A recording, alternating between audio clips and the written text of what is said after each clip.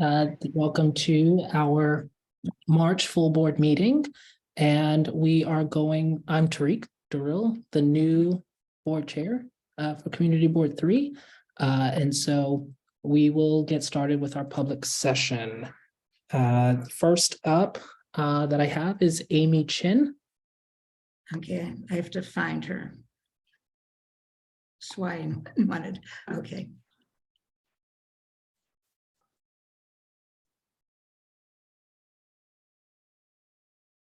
Okay.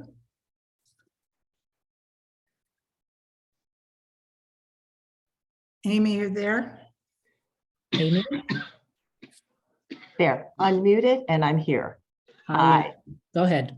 Good evening. I'm Amy Chin of Think Chinatown. I'm speaking for the Corky Lee Way Street Co-Naming Committee. Our committee consists of representatives from the 4 New York area chapters of OCA, Asian Pacific American Advocates, Chinese Adoptee Alliance, and Think Chinatown. Corky Lee was a lifelong New Yorker, a celebrated and beloved activist, community organizer, photographer, and journalist who had a profound impact on shaping Asian American representation.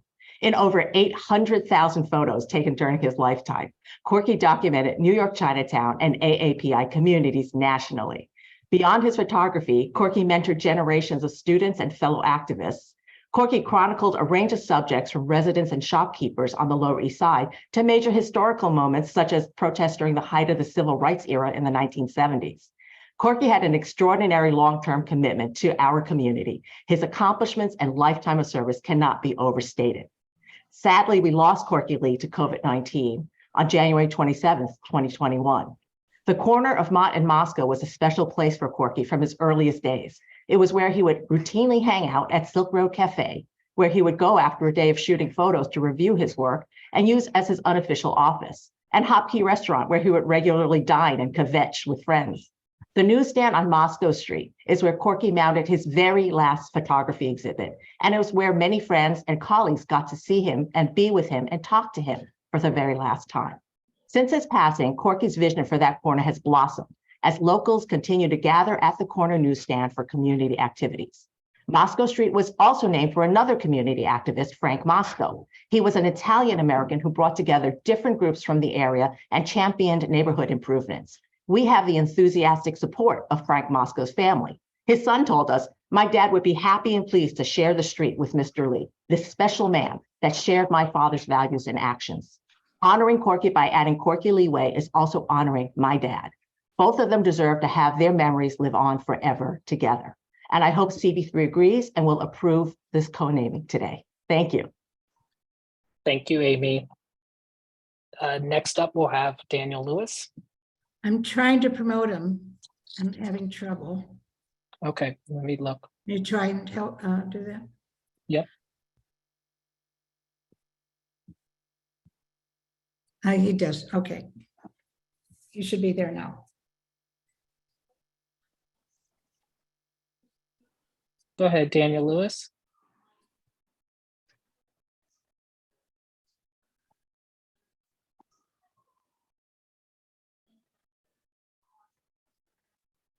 Daniel?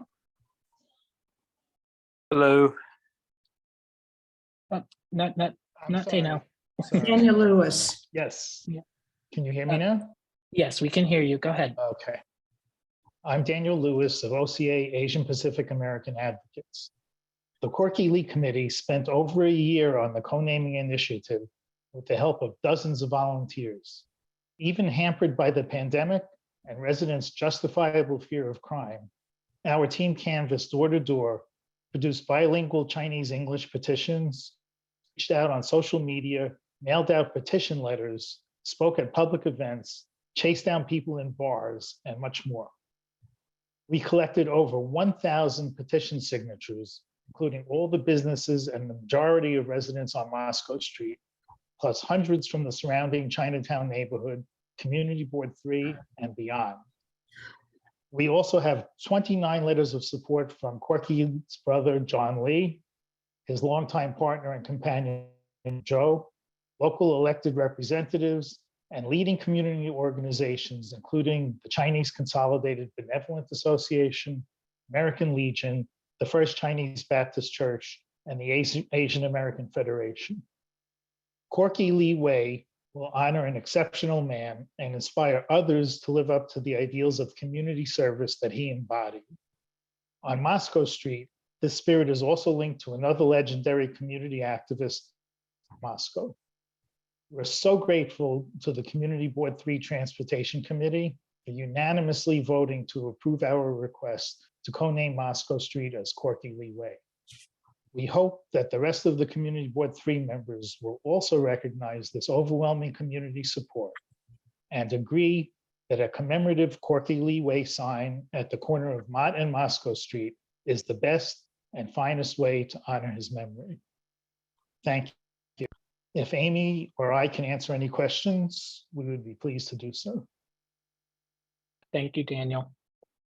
Next up, we have John Lee.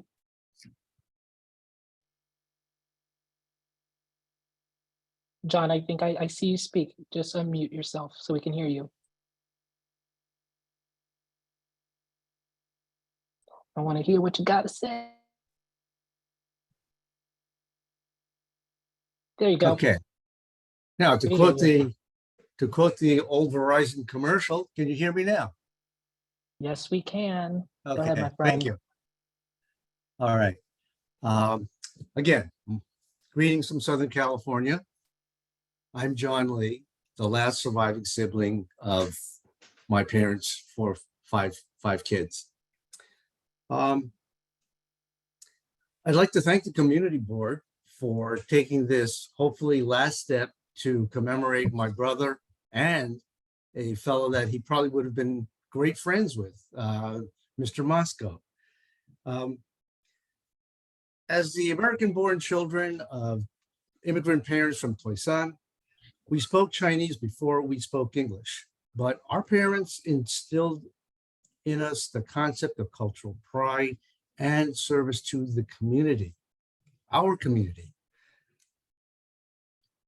We each did so in our own way, but Corky managed to do so in a unique manner, wielding his camera for half a century as a sword. He burst the bounds of stereotypes, challenging authority and injustice, and sought redress. Corky helped Chinatown and other AAPI communities recover, record, and recite a history and identity of our own, of the heroes and heroines within our own midst. Through his camera, the larger American community was introduced to the treasure that our diversity of peoples provides, the synergy that guarantees the continuing growth and progress of not just Chinatown, but of the nation. Through his eyes, we saw ourselves and one another. In the consideration of appropriate streets to co-name with my brother, I happily learned that Frank Moscow, for whom Moscow Street is named, was also a community activist in housing, challenging evictions of working people and families, and working with youth in the creation of a Little League team. Corky did so in his own way, organizing tenants against negligent landlords in the same Lower East Side area, and he was a vigorous advocate for ethnic studies across all levels of education. Each was a champion to and for their community. I dare say that had he and Frank Moscow would have been friends and allies had they been contemporaries, and it is uniquely fitting that they share a street together. And I'm also very grateful that the Moscow family agrees with me on this. If my brother were alive, he would be so honored, and he'd be grinning from ear to ear to see his name on that corner. Corky's name in Chinese, loosely translated, means praise the nation. It was my brother's life work to do exactly that. In co-naming Moscow Street, Corky Lee Way, we would not only be praising him, but also acknowledging his praise of us, US, the United States of America, of the people of America. Once again, the family gives its unqualified support to this effort, and we hope that the community board will unanimously grant the petition before it. Thank you very much. Thank you, John. I'm going to go over to Jan Lee. Hi, thank you. I want to thank Community Board 3 for taking this time. For those who don't know, my family has owned actually the building at the corner of Moscow Street right here behind me. And it's going on 98 years, believe it or not. I just want to say that as a family, we support the co-naming of Moscow Street for Corky Lee. Corky is an icon in Chinatown, as John and as Amy has said. I also knew a member of the Moscow family, Anthony Moscow, who has since passed away, was a fellow member of the Chinatown Community Young Lions Lion Dance Troupe. Frank Moscow, as John had said, is an advocate for our community. He was responsible for expanding Columbus Park and doing so much for our community, and also was a former chair of this community board. And so it's indicative. You should know what it takes to be a board member. Well, Frank was that. He embodied that. In as much as these two men embodied what it takes to be an activist and mentors to the rest of us in Little Italy and in Chinatown, many people just don't fully appreciate the significance of this street that historically bridges the Italian American community along Mulberry Street and the Chinese American community along Mott Street. It's a long-standing reminder of the history and the bond that these two immigrant neighborhoods share. Co-naming Moscow Street as Corky Lee Way would memorialize two men who did so much for our communities. One, an Italian American, the other, a Chinese American. I can't think of any other street, almost in the entire city of New York, that could so well remind New Yorkers of this bond that we share as cultures together. There's a special link between these two communities. We should look forward to a permanent reminder that these communities, through these two men, recognized on this very corner, on this very lamppost, should be that reminder that we could look forward to and really understand the unity and the specialness of downtown New York, because this street will remind everybody of that. I want to applaud the Transportation Committee for fully considering this request, unanimously voting in favor of it, and I urge the rest of the community board to approve this as well. This is the perfect street. I can't think of any other place that would memorialize this great relationship between these two men who were contemporaries, but also something that we could talk about at the corner of this for the future of New Yorkers. Thank you so much. Thank you, Jan. Next up, we have Vincent Jenkins, and I'm gonna unmute our ASL interpreter. I've promoted both of them to panelists. Oh, Okay, just 1 second. I have my team pin, but I don't have Vincent pin. So just 1 second while I find him.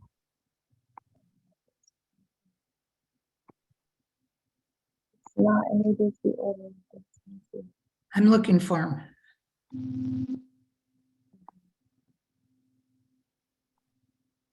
We can go ahead. I'll voice for him. Oh, okay. Can you see him? Yes. Good. Go ahead, Vincent. Hello, everyone. Good evening, everyone.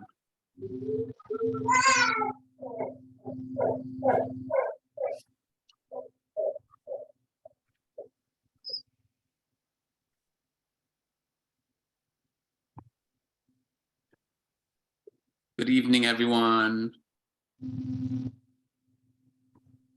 My name is Vincent. Last name Jenkins.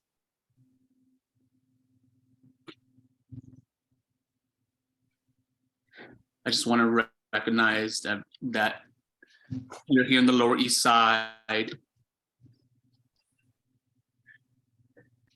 and we want to make sure that we have enough housing for the community, especially for people that have disabilities and senior citizens. We want to make sure that we have equal access in the buildings, and then make sure that they're cleaned up because there's a lot of poor people who smoke and do drugs. The cops don't seem to be doing anything. The cops have not done anything for a long time. You know, the hearing communities are safe.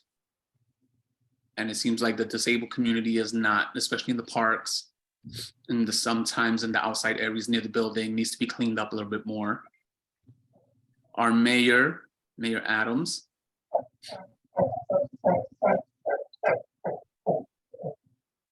has done nothing for New York City, especially the Lower East Side area, and keeping it clean. He's done nothing for the people, the deaf community there. He has not found housing. He has not had interpreters, especially in shelters. He tends to ignore the deaf consumers. They have rights to have ASL interpreters in the shelters. They have rights to have interpreters that know the law. There should be a list provided for interpreters for the deaf consumers there in the shelters. If the shelters keep continuing to ignore the law and the ADA, deaf consumers have a right to sue them because of the lack of interpreters.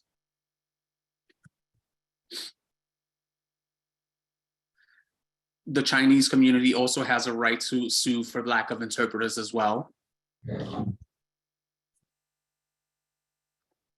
There should be a list. It's only about 15 to 25 people listed of interpreters who are qualified enough to go into the buildings, but the buildings do need to have interpreters. The buildings that we live in tend to have a lot of young people that go in there. It's not just deaf that live there, but a lot of young people and children that live there as well. And that's the makeup of these buildings. John, if we can have him wrap up.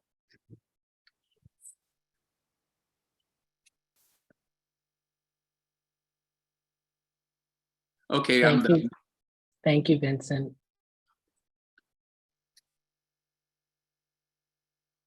Nice to see everyone. I'm happy to see everyone. Thank you so much. Thank you, Vincent. Thank you, John. Next up, we have Linda Wolken.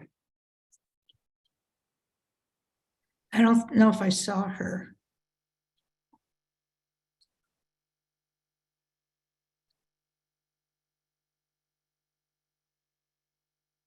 I don't think she attended. You're right. You're right, Susan. Thank you. Next, David Troutman. And thanks, Josie. Yes, and I just want to remind all public speakers, please try to keep it to 2 minutes. Hello, I'm David Troutman. I live down on Orchard Street. And as many of you know, that Orchard Street and Stanton Street and Ludlow Street are simply overloaded with liquor licenses. And the living conditions in these areas are extremely bad, just to put it mildly. With this next month, we had 3 more late night and large capacity spaces proposed in our area for on-premise liquor license, all in currently unlicensed spaces. Previously, Community Board 3 had given protections to residents in oversaturated areas by not permitting unlicensed spaces to become licensed.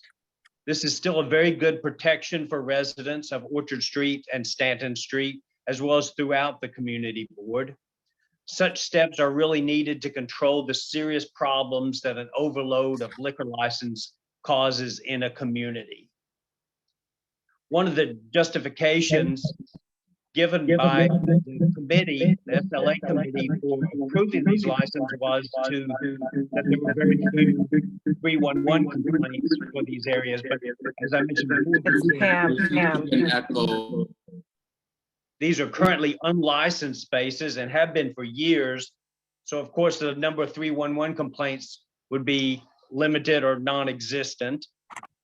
Please review and deny the liquor license applications for 120 Orchard Street, 99 Stanton Street, and 107 Norfolk Street.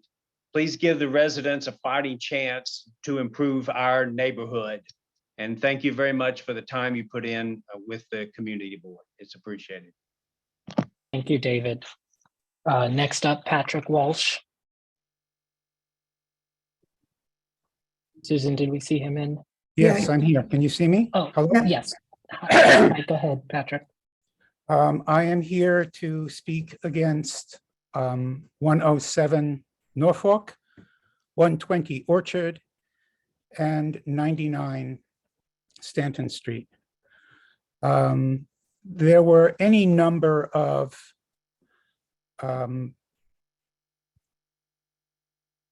mistakes made by this SLA committee concerning petitions. And as David mentioned, these were unlicensed establishments. And we are already saturated with bars, saturated with crime, saturated with noise. I am trying to raise my family here. It is increasingly difficult.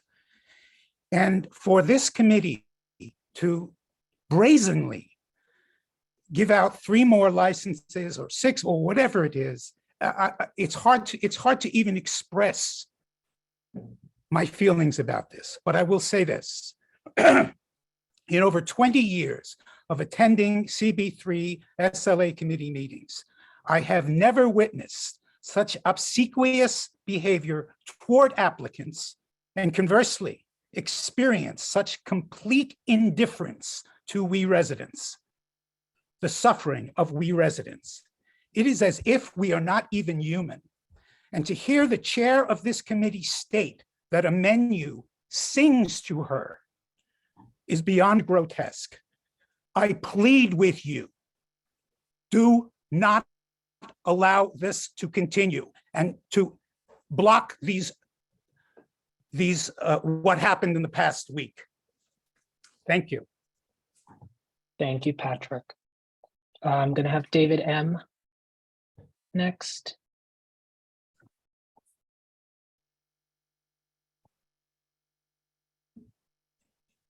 Yeah, yes, you, David. Is that me, David Machonis? Yes. Okay. Machonis, yes, there it is. Right, you David didn't M. want to chance the last name, I get it. Okay, I also am here to speak against 99 Stanton Street, 120 Orchard Street, and 107 Norfolk. A number of things have come to light, and this information has been shared around amongst us neighbors in the community. For 99 Stanton Street, out of 48 petition signatures collected by these petitioners and given to the SLA, only 2 were actually valid. 107 Norfolk, out of 62 signatures, only 35 are valid. And for 120 Orchard Street, out of 53 signatures, only 9 were valid. This could have been seen by the SLA, but it wasn't. Instead, we heard things like, oh, there's overwhelming support. I saw many of these signatures, by the way, they were from businesses, from the hotel, from non-residents. It's one of the oldest tactics in the book. Also, for 99 Stanton Street, the applicant stated on its questionnaire that there was no certificate of occupancy. Not so. There's only a C of O for 15 persons on the ground floor, 0 in the cellar. The SL committee stated there were 0 311 complaints since 2018, but they didn't clarify the space has been unlicensed and unused for like 5 years. Also, they can't just transfer a license because, again, it's been closed for all this time. It has not been continuously licensed for 5 years. 99 Stanton Street should be a difficult uphill climb to get licensed and in the end turned down. in my opinion, and that of all of my neighbors, but instead, we have this desperate feeling like it's being rubber stamped. Meanwhile, there are 2 pot stores. I live in 101 Stanton. 2 pot stores at the 2 front businesses. Another across the street. We've got tons of clubs all around. I don't care what sort of restaurant it purports to be. What's really going to happen if they're to stay in business at all is they're going to have to cater to the drunks and stoners who fall all over our neighborhood now, make riotous noise at night, blast their stereos from their cars at incredible volumes at all hours. And often the cops, I mean, if they do something, then they drive away. It just starts up again. We cannot have any more of this. I don't have the time, but I could have said much the same about the other 2 places. So please, 120 Orchard, 107 Norfolk, 99 Stanton, these must not be approved. Thank you for your time. Thank you, David. Next up, Jean Mullen. Hi, I live at 101 Stanton. My building abuts 99 Stanton. I would like to say, well, actually, I'd like to read what I wrote in opposition to this. Specifically about 99 Stanton, every iteration of a liquor licensed establishment that has been next door to us for years, I've lived here for 30 years, has been an acoustic nightmare. The second floor of that space, which is invariably used as a club-like space, whether or not it has a DJ, abuts the wall of my kid's bedroom. These old buildings, acoustics are horrendous. The vibrations are horrendous. I want to make clear, it's not about we don't think people can bring good food or we don't think they're nice people. There are just too many licenses. I've never heard anybody from the SLA committee of CB3 respond to questions about why we cannot adhere to the 500-foot rule. 99 Stanton is next to Arlene's Grocery, which is next to Hair of the Dog, which is across the street from Peppa's, which is a chain food store that you all gave a liquor license to. And that is next to Saigon Social. And on the other side of us, we have pianos. And now we'll have another place replacing the Hat. It's too much. It doesn't matter who's coming in. It doesn't matter how good the food is or how nice they purport to be. Maybe they will be. It is just too much. It is increasingly dangerous around here. Like all we have are now pot stores and liquor licenses. It's like being besieged. It's just too much.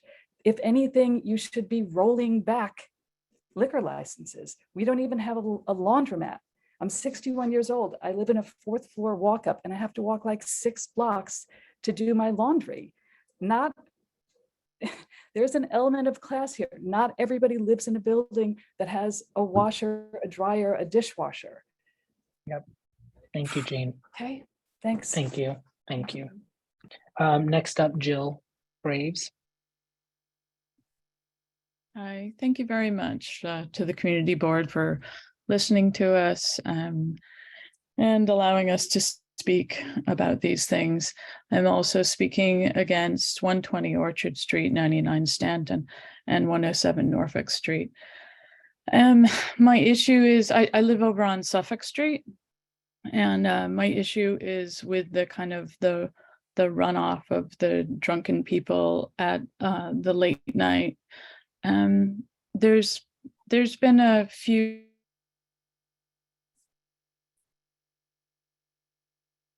Uh-oh.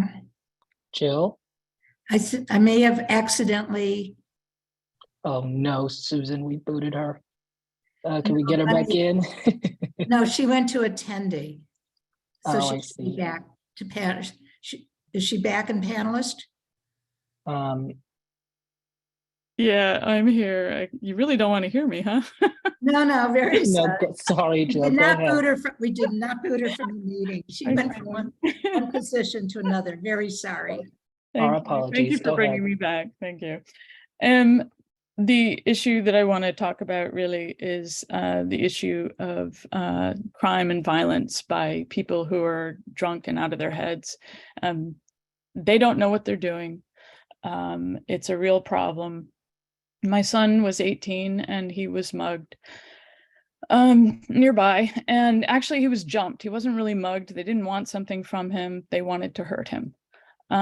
He was very lucky because he's very fast, he's good coordination, and he was able to duck the blow that came from behind.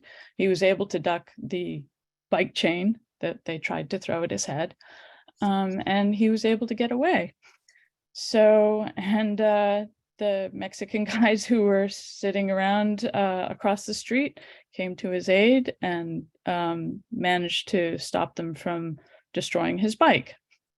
So this happened about a year ago, but we've been still dealing with a lot of the same situations happening around. I came home, I'm a local 764 costumer, and I work on film and television.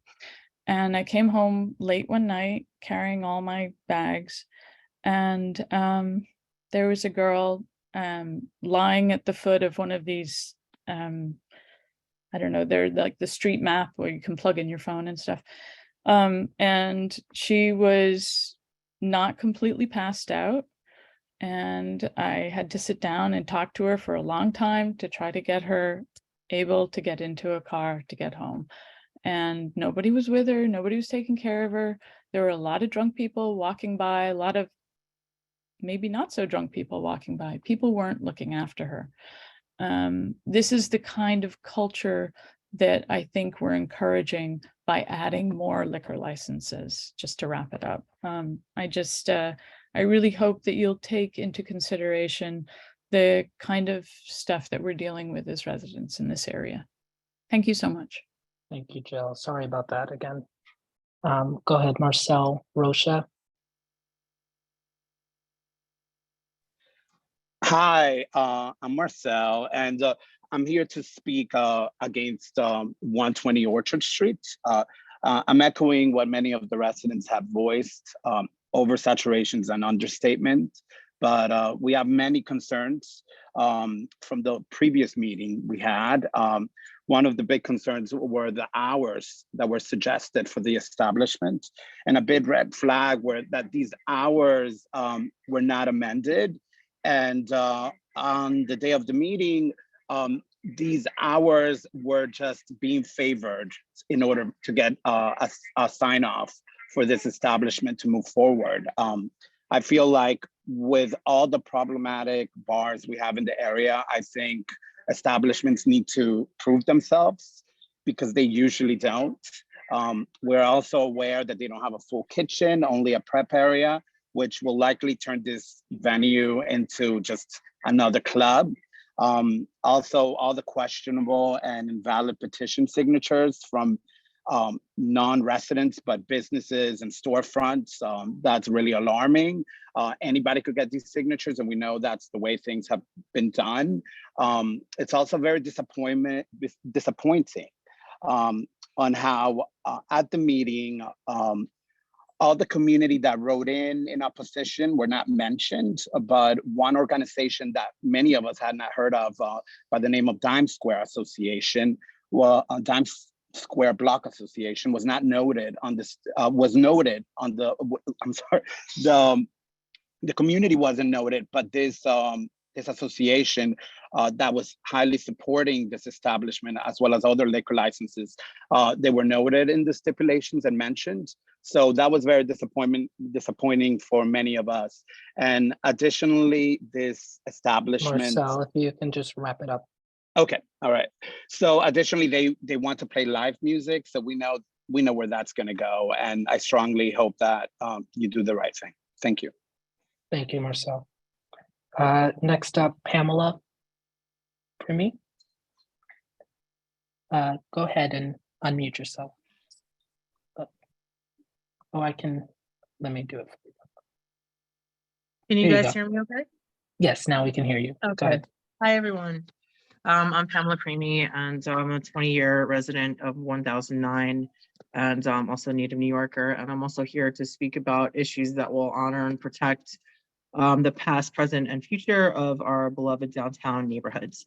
So I'd like to bring awareness to a new glut of skyscrapers that are threatening the neighborhood. Previously, our neighborhood has been and is still supposed to be a historically protected low-rise area to safeguard the light, air quality, and character of the village district. There's been a ton of studies lately that show that these types of new buildings that are large and have some small portion of affordable housing actually only worsen the affordable housing crisis.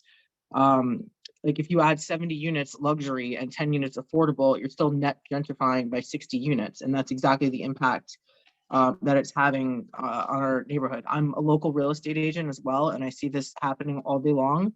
The type of wealthy people these buildings bring in, usually from other states, and the working class and often native New Yorkers that they drive out and, you know, irreplaceably change our neighborhoods. And there's this zoning loophole of adding a few units of affordable housing. You know, the whole building is then called affordable when there's like 5% affordable or some small amount, usually under 20%, which is what it's supposed to be. The loophole is really being abused, and the governor and mayor and the New York real estate lobby just tried to put in a new thing to remove all height caps on New York City residential buildings. That was struck back, fortunately, I believe, by the city council. But the point is that height caps are seriously under siege right now. So like currently, for example, they're trying to build super tall on Bowery and 4th, which I know is CB2, but also 69 Avenue C and 746 East 5th, all falling under the description I just gave. I just came from the Department of Buildings weekly homeowner meetings where they expressed that why we are seeing this new glut of this in our neighborhood is because the new mayor is much more on the side of luxury developers than the past mayor. He is not anywhere near as into affordable housing as de Blasio was. So I am asking CB3, the city council, and my neighbors in the entire village district to help fight back against the abuse of these zoning rules that are going to very quickly destroy the physical and social fabric of our area if we don't make ourselves heard urgently on this. Thank you. Thank you, Pam. Next up, Juan Rivero.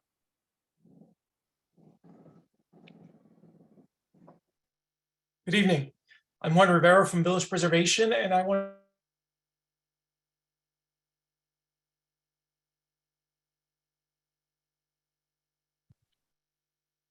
Susan. I didn't do anything to him. Nope, just checking if you know what happened. I'm looking to see. He's still there. He's still a panelist, so I don't know. Oh, I'm sorry. I just promoted him again. Okay.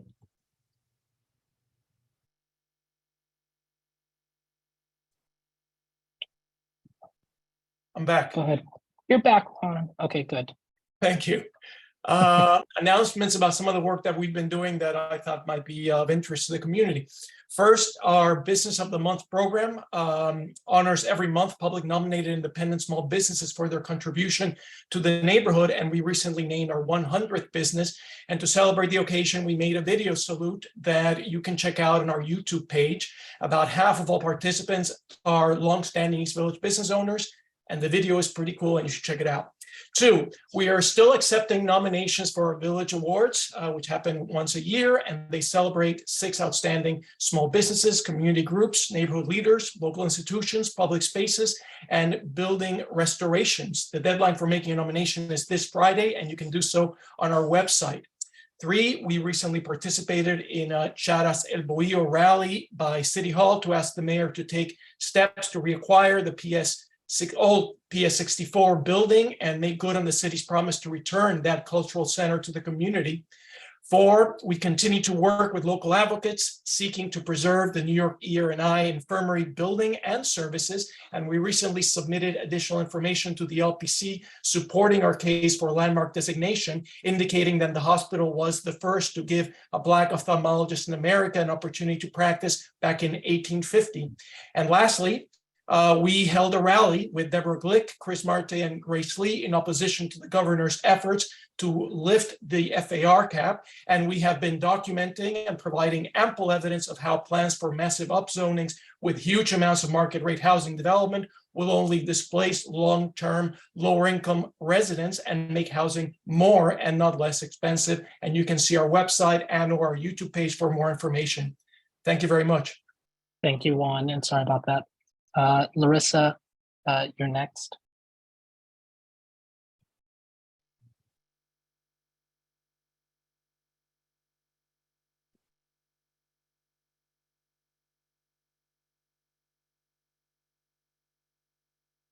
Larissa?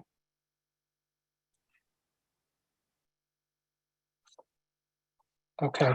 Oh, sorry, I apologize. I had way too many windows open trying to dig my way down to the actual screen. So No thank worries. you. I'll be very brief. First of all, I am here in representing Maria Korum from Razom, which is Ukrainian resettlement initiative. They are pleased to announce that they have opened their new office at 98 2nd Avenue in the heart of the Ukrainian village. They do a lot of wonderful work at helping Ukrainian refugees resettle here in New York area, providing them with English as a second language classes, tuberculosis testing and injections, as well as assistance with housing, applying for benefits, medical needs, and donations. If you would like to donate to Razom, their office is open from Tuesday through Friday, 10 to 3. One of the most important things that they do need is donations for hygienic items. They tend to get a lot of clothes and household items, but hygienic seems to be one of those things that people are still lacking. So if you would like to donate, you can go by the office. I am also going to drop in a flyer in the chat for their upcoming event at the Ukrainian Church on Broome Street, where you can also go and donate items to the organization. Thank you. Thank you, Larissa. Our last public speaker is Tamara Daly.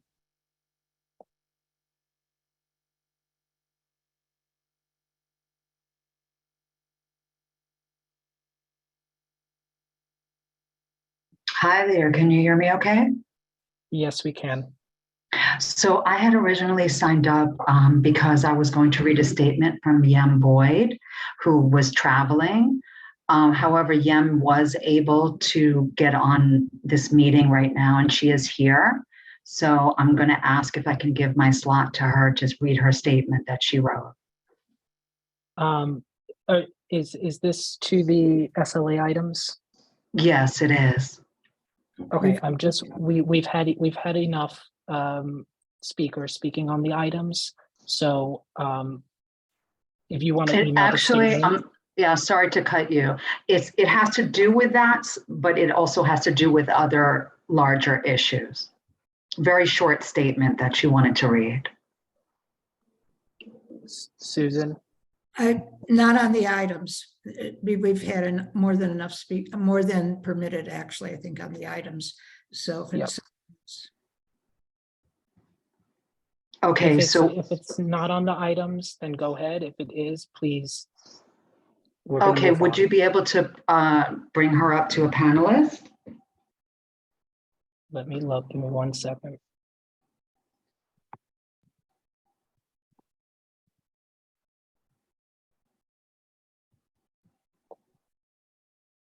Thanks very much. Thank you, Tamara. DM, are you in? Thank you, and it is not about the items per se, and I appreciate this tomorrow for being there for me. And I'm sorry I'm in England and it's almost 1 o'clock in the morning, so I apologize. No worries. I just wanted to try to be brief. I'm just very brief. I just want to say two things. One, I just wanted to bring up that the Dime Square Block Associations being added as a friendly amendment from what we understand at the executive committee on all the resolutions when none of our submissions were added as part of the resolution of our opposition R group. And that's a very concerning thing, especially a group that has supported all liquor licenses and did not speak to any residents. The other thing I wanted to just bring up quickly and to say this delicately is that I think it's really important that things that are submitted to the SLA chair is shared with the committee and that it's also memorialized in the resolutions. I think that you can't have one standard for those that support an application and those that oppose it. I think there needs to be equality and fairness of evaluations.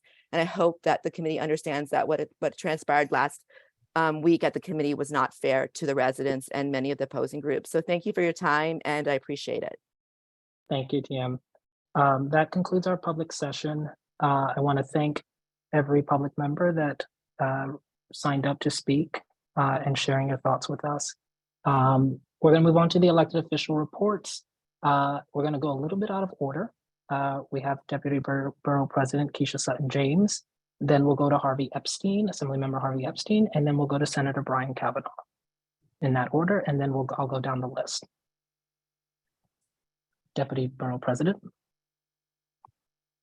I thank you so much for bearing with me this evening rather, and congratulations, Chair Durrill, on, I think this is your first meeting that you are, no, it's your second, I missed the first. It is your first, okay, I was like, how did I miss the first? So congratulations on your first meeting as chair.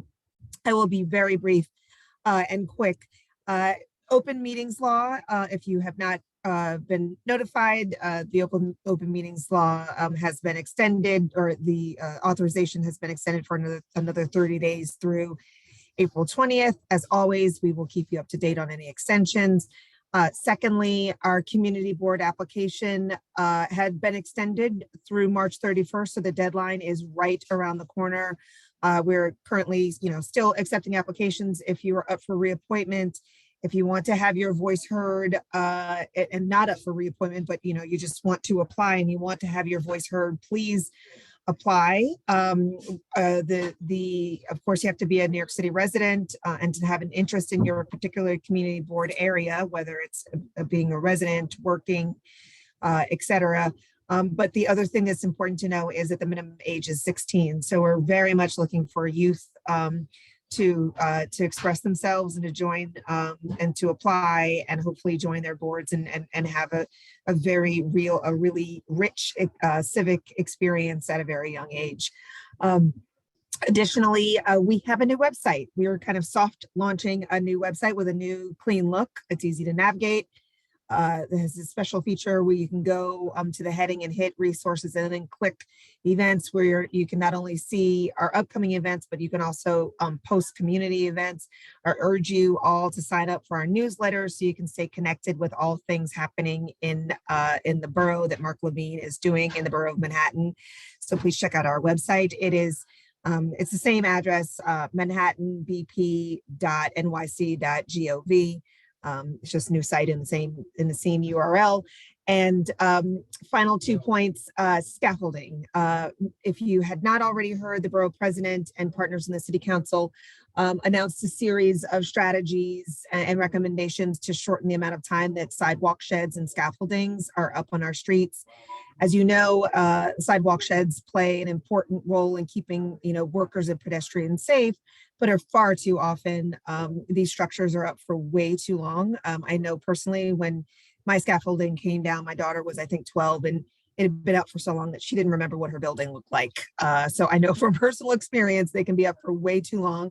On average, scaffolding is up for 498 days, with some Manhattan scaffolding up for as long as 6,000 days. There are 9,000 shed permits in New York City, and over 4,000 of them are in Manhattan. So it very much is a Manhattan issue. There are a number of strategies that have been recommended. I'll pull out a couple of them.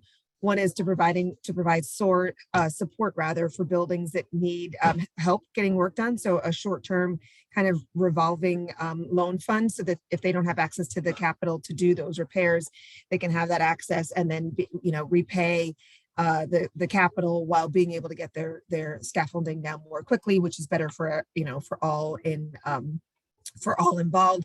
And And a second one that I'll again lift up is extending the local law 11 compliance cycles in certain instances. For example, when a building has already done a full resurfacing of their entire facade recently, they should not have to necessarily, the extensions around local law. I mean, the compliance around local law 11 compliance cycles could be extended in those cases.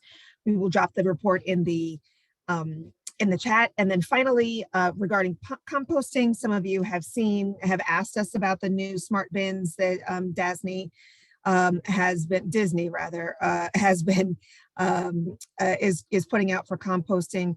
We have reached out to inquire about siting, and we'll keep you posted and updated on any information we receive. You can continue to send us recommendations to our office. I know I've gotten a couple of them. I don't know, they're literally two on one, in either direction from my building.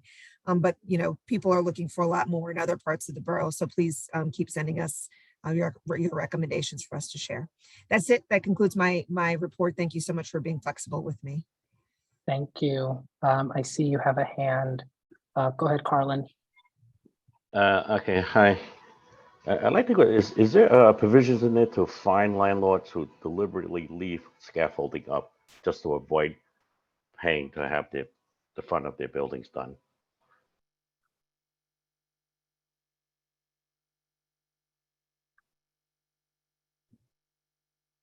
No, am I muted? You were. Go ahead. I You was. can go ahead now. Yeah. I apologize.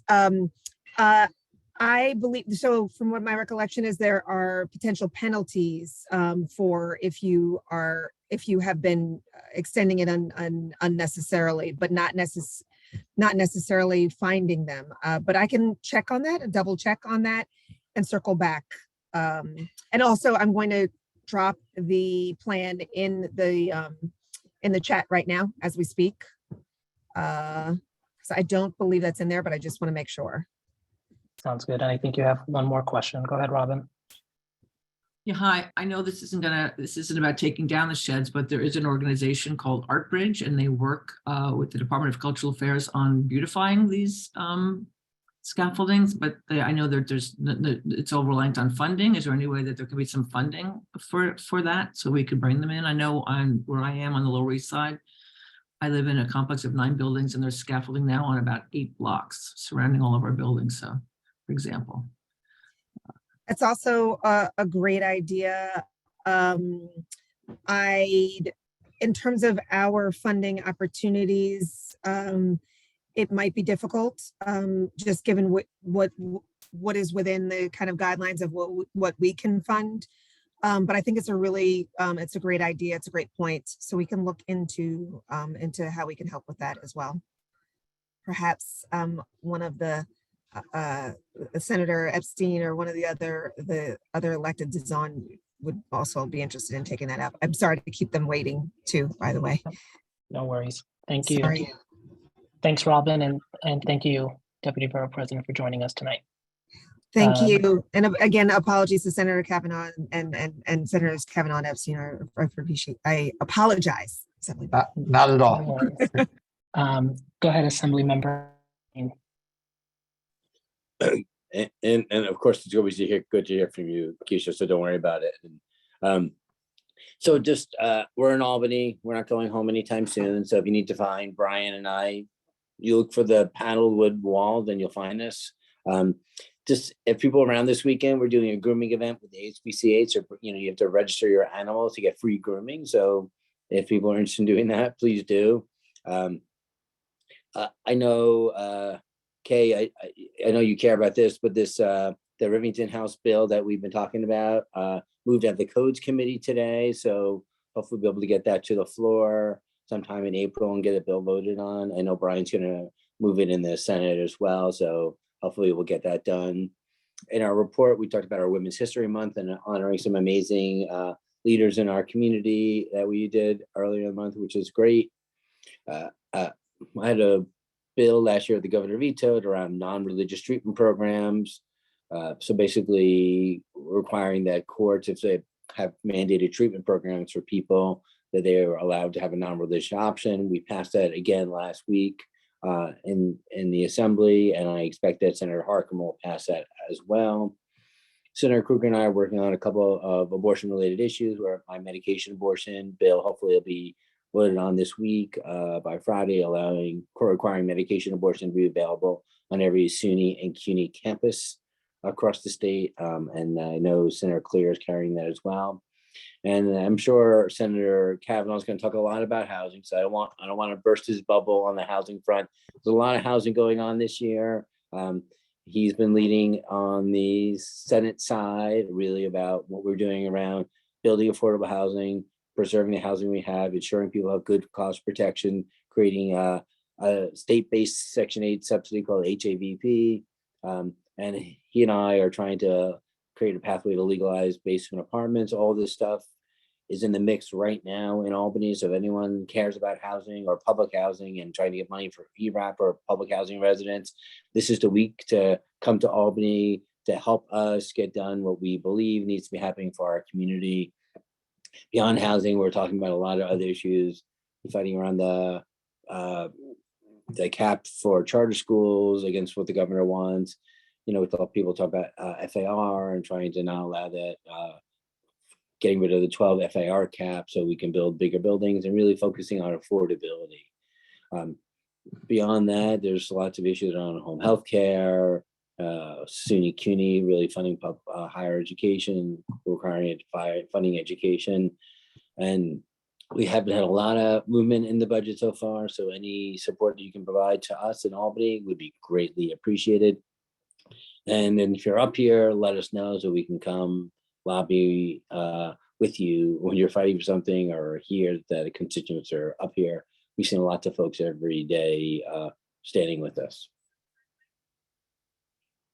Thank you, Harvey. Go ahead, Susan. Harvey, could you just mention how you've been able to help and continue with the OCM? Oh, thank you, Susan. So people know there's been issues with OCM and especially the space at 3 East 3rd Street. We were able to kind of confirm that OCM had given them provisional license for the 3 East 3rd Street. I had followed up with Tremaine Wright, the Office of Cannabis Management, OCM, Office of Cannabis Management. So I talked to her about the location. They have a meeting next week, and we're really trying to explain to them that having a legal dispensary across the street from a drug rehab is just not a great siting for a place like that. And while we protect people like that siting is really a critical problem. We're not giving up. We're going to try to get it resolved with OCM. And then afterwards, if we can't, we're going to figure out about legislation to hopefully try to fix this problem longer term so it doesn't happen again. Thank you, Susan, for the prompt. Thank you. It was really, really important. I know, I've been working on it, you know. Thank you, Susan. Thank you, Harvey. We'll move on to Senator Kavanaugh. Great, thank you all. Thanks, Harvey, for the the intro, the preview. It is indeed budget season. The budget is due in about 76 and a half hours. I think we might slip a little past Friday at midnight. But we are hopefully working toward a reasonably timely budget, perhaps this weekend or early next week, ideally before Passover. But there's a lot on the table. Both houses of the legislature put out what are called the resolutions. The Senate and the Assembly each have a resolution that says what we would do if it were up to us. That is a response to the governor's proposal. We are generally talking about, in addition to the housing stuff, which I'll do a little detail on in a minute, but huge investments to meet our obligations on climate change, making sure the MTA is adequately funded. There's a very big proposal to increase the minimum wage substantially and to index it going forward for inflation, funding for, our institutions of higher education, continuing to invest in our public schools, which we've done very well on in the last few years. So all of that, it's playing out. Harvey did touch on most of the housing issues. Just to say that, the governor put forth some very big proposals that are very substantially around ensuring that localities, particularly in the suburbs around New York, are producing the housing they're producing housing. I mean, some of the localities in Long Island allow virtually no housing to get produced. And there are very low rates of housing produced in many parts of New York. So, she's proposed those things. I think they're important. I think it's important that we actually increase production, but we are emphasizing, the things Harvey mentioned, good cause eviction and the housing access voucher program, which I authored in early 2020. Trying to get, that's a program that would provide substantial rental assistance and a state-funded rental assistance program to make sure people who are experiencing homelessness or facing loss of their housing because of an inability to pay, we would be able to cover the difference between what they can pay and the fair market rent. The good cause eviction, for those, probably most people on this call know, but it's basically the proposition that you can't be evicted for no good reason. That's sort of the most basic way of saying it. And this is a huge issue in our community. I joined some tenants on 12th Street the other day who, it's an old story that some private, investor decides to buy their building and issue immediate notice of non-renewal to any rent-regulated tenant, a non-rent regulated tenant. We closed a lot of the loopholes and basically all of the major loopholes in the rent stabilization system in 2019, but it continues to be a very difficult place to be a tenant. And good cause eviction is really the sort of blanket protection that will address that. So we are really trying to get that done as part of an agreement to do full range of things we need to do on the budget. The other big local issue, and I think Harvey also alluded to this, but the emergency rental assistance program has been now quite successful. This is a program we set up to make sure we're paying people's rent that they accrued because of hardships during the COVID pandemic. That program for new applicants closed on January 20th. Because we've put $1 billion of state money to add to the $3 billion the federal government gave us for that program, we have been able to cover all of the applicants that have applied other than, and this is critical, public housing and Section 8 funded housing residents. There's basically no money to cover that because of the way the state law was written. Those have been put on the bottom of the list. I have been fighting that continuously for 2 years, but the solution now is to put the money in the budget to cover that full need. It is $389 million. Both Assembly and the Senate have put that forward. Harvey's been obviously a tremendous champion of that, as has Grace Lee, in the district to his south, which is part of CB3's area. We're close to, I think we're close to getting that done, but we're really continuing to push it. And it's very important for all of our public housing residents. And again, Section 8 housing as well. Anybody who had an ERAP application and those housing has basically not been paid. We're also funding for a huge investment, $66.5 million for what we call the AAPI equity budget. This is to fund organizations that are of Asian American Pacific Islander communities and, providing services in those communities as well. We've got capital money, that $350 million in the Senate resolution we're proposing for capital for public housing. And again, all of this is due by midnight Friday, so it's on the table. If you're concerned about these things, is a good, as Harvey said, a good time to advocate, either by joining us in Albany, where we'll be, we're happy to host you, but also, remotely contact the governor's office or your legislators if you have any concerns about any of this. We are also, Harvey and Susan, spoke about this particular site, which is a licensed site.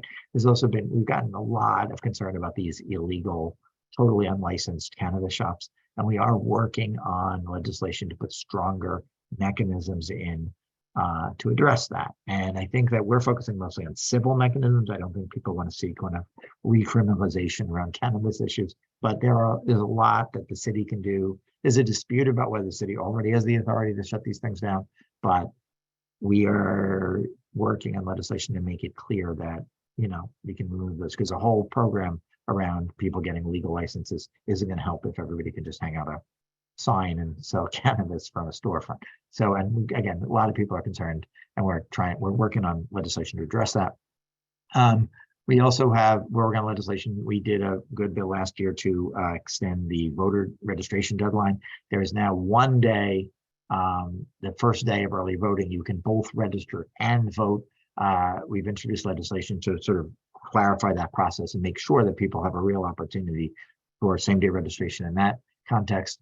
And just another preview, we're working on toxic food additives. There are a lot of terrible things that get added to your food that make them toxic. and working with colleagues on legislation to do that. On the community side, you know, we're working with a lot of our tenant leaders on, you know, particular issues in public housing, at First Houses with the roof replacement, at Campos Plaza, there's a terrible situation going on at the community center, and we're following up with NYCHA to ensure the work gets done there. Charas was mentioned earlier. I was in Albany when the most recent rally, but I've rallied couple months ago with tenants, and there really is an opportunity for the city to reacquire that building. Bill de Blasio, when he was mayor, promised that at PS 110 at an event hosted by Carlina, but I continue to work to push the city to reacquire that and make it available for real community use. And just one more public service announcement. You know, Harvey mentioned Women's History Month. We do have a Woman of Distinction Award. We give out one in each Senate district. So we are open to suggestions or nominations for that. Contact my staff if you have any ideas. I think I will stop there. I'm happy to take questions or comments if people have them. Thank you. I see you have 3 hands. We'll go Josie, then Kay, and then Catherine Freed. Hi, Senator. I live in a Mitchell-Lama, and I was wondering, are they ever going to renew the programs that they used to have to help the Mitchell-Lamas? It expired, I don't know how many years ago, and nothing has come forth from federal, state, or city. Can you just tell me where do you live? Coubinier Gardens. Okay, so yeah, we do have, there is money that we're proposing in the budget to provide subsidies to maintain Mitchell-Lamas. We're proposing $100 million in this year's budget. We are hoping to include that in the final deal. We should talk about how we can make resources specific from that program specifically available to you. There's also, of course, a desire to renew the Mitchell-Lama program and provide new housing through that program as well, which I support. We did many billions of dollars in capital last year. So we're trying to both expand the stock, but I know it's critical that we support and stabilize and make sure we're addressing the capital needs of the Mitchell-Lamas we have. So again, we're trying to get money in. And if you want to follow up with my office, I think Pat, Olan, and Emily from my staff are here. Okay. But I appreciate that. Thank you. Thank you. I am here. Yes. Hi, Pat. Thank you. Go ahead, Kay. Hi. Hi, Senator Kavanaugh. Thank you so much for all the work, especially you're doing on housing. I just wanted to have a quick snapshot on the Rivington House bill. But also there is a $5 million agreement from that was made with the Allure Group to help create a nursing facility type thing in CB3.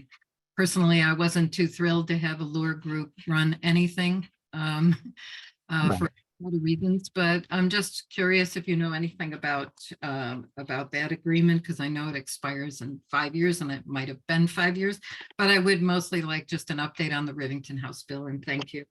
Yeah, I just the update is I'm committed to it, but we've been sort of consumed by round the clock budget negotiations for the last few weeks. So I would be lying if I told you like I've got a fixed date. We're supposed to get this done, and then we have we're out of session for Passover and then Easter, and then back on April 17th. And I am committed to Harvey, to his credit, has managed to find some time and brain space to push that through some committees in the assembly. We will work closely and get that done, but it's just most of what we've done so far has been budget related, and it just, as the housing chair, it kind of consumes me and my staff. So I assume so, but I just wanted people to know that it's about ensuring more transparency in nursing home closures. Yeah, no, it's terrific, and we've worked closely on it before, and we will try to get it through both houses this year. And on the Allure Group thing, I remember the deal. I don't know the status, but we will inquire and find out and get back to you. Thank you. Go ahead, Catherine. Okay, thanks. Yeah, hi, Brian. Hi. I should have asked Harvey, because I was at the press conference on Friday that Assembly members Glick and Lee held against doing away with the FAR caps. And I was wondering what your position was and what's going on with that in the budget and in the Senate. Yeah, so the governor, among So I mentioned the governor has these proposals to make sure that every locality does its share of providing housing, and if they don't do that, there are consequences. There are a few city-specific things that she's proposing. One is conversions of commercial buildings to residential. And with that one, we are working to make sure that there is affordability. Right now, she basically proposes an as a right conversion option without affordability. And then if you want a tax break, you do some affordability. With respect to the FAR, so for people who aren't, in the weeds as much as our former judge and council member on this, the FAR is the floor area ratio. It is the density permitted on a site.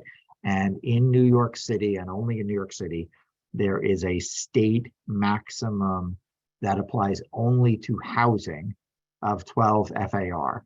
And it is, it is a cap that the city cannot exceed through its local zoning. The governor's proposal is to just repeal it, a flat, just repeal it and then let the city figure it out. I think it's fair to say we're not going to do that. I don't necessarily favor like keeping that cap in place citywide forever.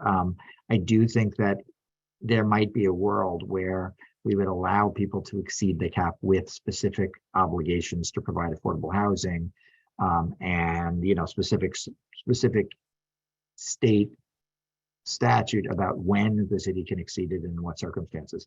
I don't think we're that close to an agreement that would be acceptable to the legislators on that. So, but again, we are, it is, the governor is pushing a lot of things. The governor has a lot of power in the state, in the budget process to sort of say, here's my budget and, you can vote it down, but then you're shutting down the government.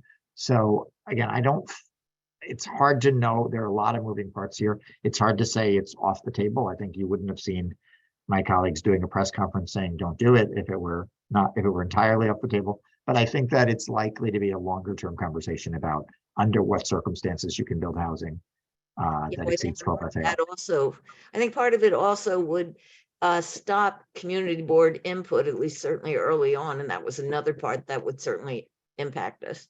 Yeah, just the city. So just to put it out there, the city would say that if the law just says New York City can't exceed 12 FAR, they would say that the city then has to change the zoning resolution. They have to go through that whole process, and that would involve the city council and the borough presidents and the community boards and the city of New York. They would also say mandatory inclusionary housing is part of upzoning, and these would be upzonings as soon as they exceed 12. So it's not, whatever we do in Albany will not be kind of self-effectuating in New York. The cap in New York is still 12 for housing everywhere in the city because that's what the state law says. So there will be a process, and you'll all have a further opportunity to to participate in that, both in the process by which they would change the zoning resolution, and then of course in particular projects that people are building that are larger. But I think that it is unlikely that we're just going to turn that back over to the city as a straight repeal of the FAR cap. That's my sense of where we are now. Thank you. We are going to go Sandra, Michelle, Robin, Susan, and that we're going to end there. Okay. Brian, hi, Brian. I just wanted to thank you wholeheartedly for the work that you do to get the monies for the Section 8 tenants. We have, in addition to the regular Section 8, we have 236 market rate tenants, and they have a large number. We have 70, and I know a large number of them need assistance and had applied and were denied. So you will be including them, of course. Yeah, sorry. Yeah, forgive me. I was using Section 8 as kind of a rough, most of the tenants in this category are Section 8, but the law that says you basically go to the bottom of the list, and it's basically any tenant that is in a program where their contribution to the rent is supposed to go down. It's supposed to be adjusted if they lose income. And so that's all the Section 8, and I think that also would be Section 2. I will confirm that the 236 is going to be addressed by this, but we're repealing that provision, and basically what the state has been doing with those applications is just holding them. There are about 72,000 of them, so we're trying to pay all pending applications, and that will cost $389 million. And we're I think we're, again, no promises, but we're fighting very hard for that.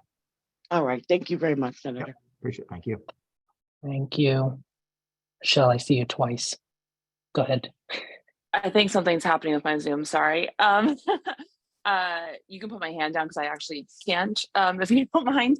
Thank you, Senator Kavanaugh, for being here tonight, and thank you for attending the rally yesterday with Make the Road and New York Communities for Change and Open New York, advocating for more housing for all New Yorkers. I'm a little dismayed to hear what you just said about the FAR cap. You might have made some news there, actually, just because, sorry, my dog is trying to lick me. Mark Levine, our borough president, just came out today and said very firmly that we, the city, deserve the right to be self-determining. When it comes to this, it's really an issue of state versus city sovereignty. And so I'm just wondering why you think that that's off the table now, given that, you know, New York City is subject to, unfortunately, stricter parameters than every other place in the city and the state. So just wondering if you have any thoughts on why that won't be there this year, probably. Yeah, Thank you so for your work. I don't think I'm making this. Both houses of the legislature put out a formal resolution that is our response to the governor's proposal, and both sort of rejected a straight up repeal. It's just, and I think that, so again, the argument I made before that the city is making and others have made is that you'll get affordability through mandatory inclusionary housing. But that, frankly, that's a statement of the current state of law in New York. When New York does an upzoning, they include affordable housing. I think it is unlikely that we would assume in passing a state law that that'll be always true. So I'm not saying, again, just to be clear, I am saying there are circumstances where I think we should permit housing above 12 FAR when, you know, the circumstance warranted. And when I could theoretically, like I mentioned the commercial conversions, and I could theoretically say the city can do whatever it wants with that. But I think it would be a shame if we did that, if we authorized, they think they might do 20,000 new housing units in commercial conversions. And the proposal that they've put forth doesn't require any affordability there. I could just say, well, look, it's the city's choice whether there's affordability, but I think it would be a shame if we didn't get thousands of units of affordability out of those conversions. So I'm trying to structure that proposal to ensure we get affordability. And I would do the same thing on FAR. And I don't know if we're going to get to that particular provision being part of a deal. But I'm saying, I think it's high. Both houses of the legislature have both said, you know, beyond that rally you saw a couple of days ago, both have said it is our position that we should not just repeal it.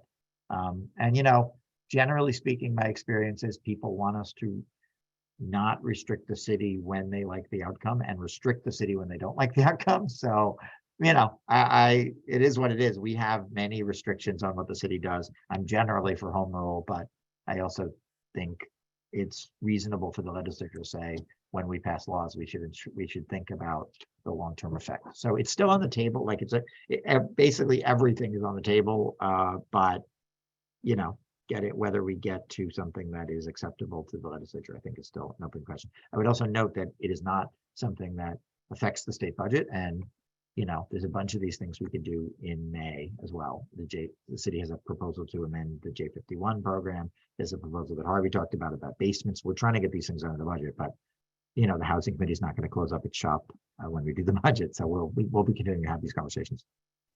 Thank you. Thank Senator. Go ahead, Robin. Hi, Senator. Thank you for all your hard work. I just had a question. I was mentioned earlier also about Charles, and you say, you know, we hope to get it back. Who's the we? Like, is it going to go to a city agency? Do you have any ideas about that? I mean, my general view is the city sold it for a small price with a condition that it be available for community use. It's a deed restriction, but they did that without ensuring that there was a reasonable plan to use it for community use. And so now it's, you know, a quarter century later, and it hasn't been used for community use in decades. It happens that the previous mayor, in a very unambiguous way, announced that the city was going to reacquire it. He did not follow through on that commitment. I was there in the room when he said it. There was no ambiguity.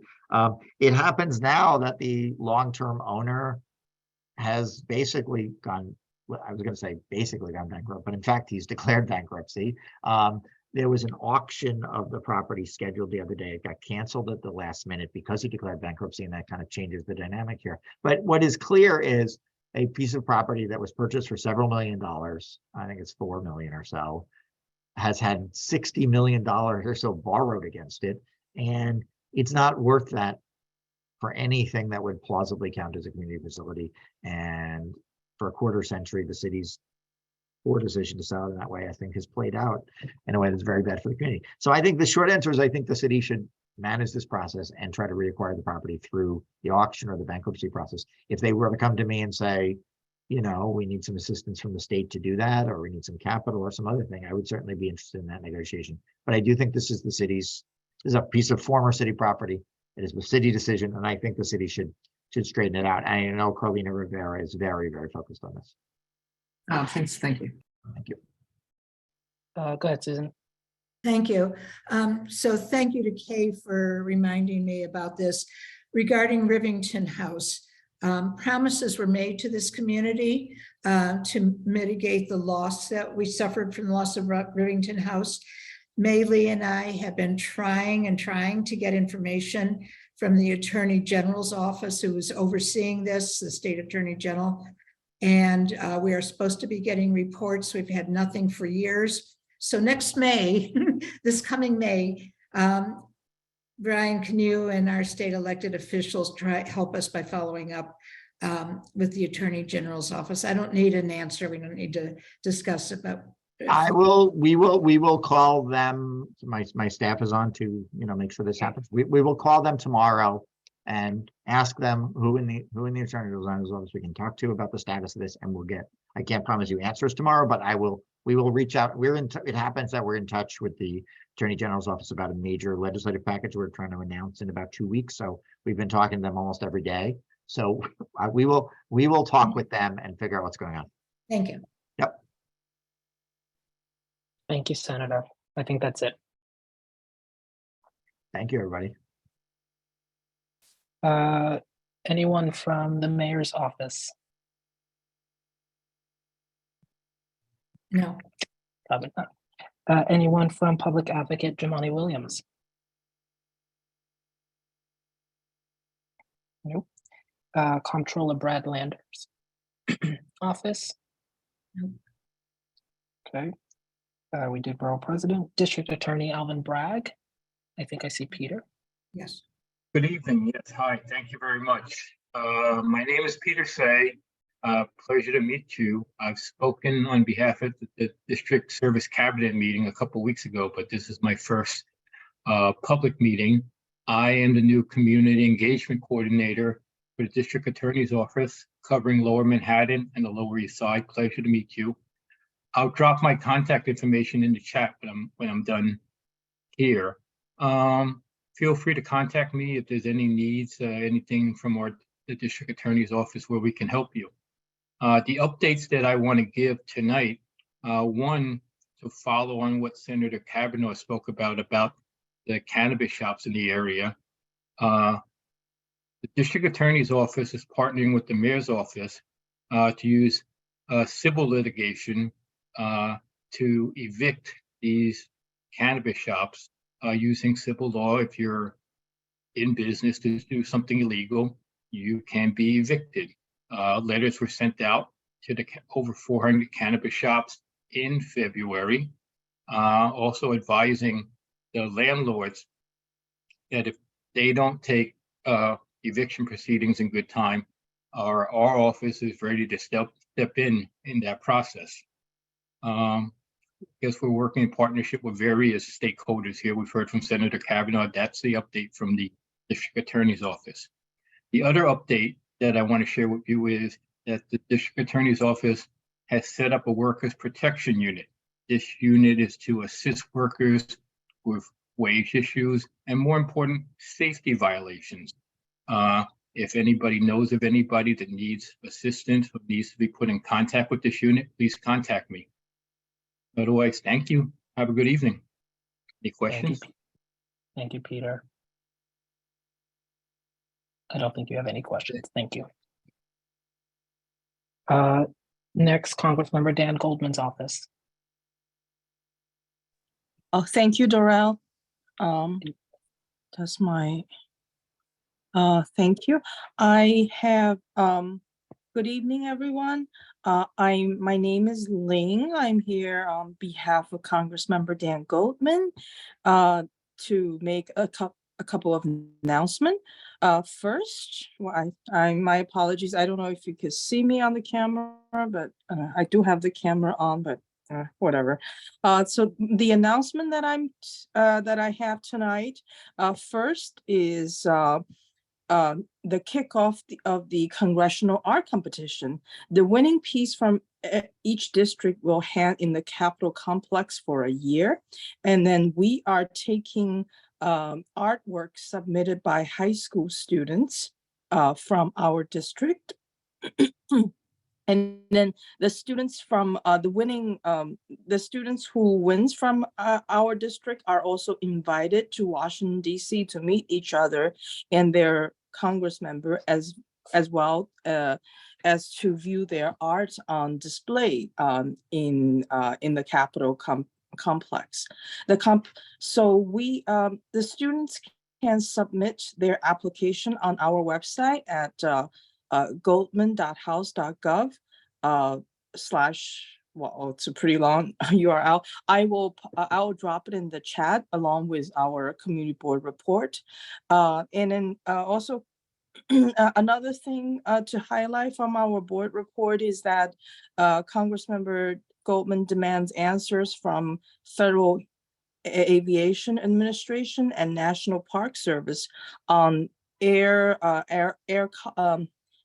helicopter tour operators and a non-essential helicopter. He led a letter demanding answers, and then the letter is co-signed by several members of the New York and the New Jersey delegation, including Senator Schumer. Thirdly, Congressmember Goldman introduced the African Burial Ground International Memorial Museum and an Educational Center Act with Congressmember Jerry Nadler. This legislation, introduced at the end of the Black History Month, would establish a museum in an education center at the African Burial Ground in Lower Manhattan. That site currently holds the remains of an estimated 15,000 free and enslaved African and early generation African Americans from the colonial era, and is one of the most historically important monuments to Black history in New York.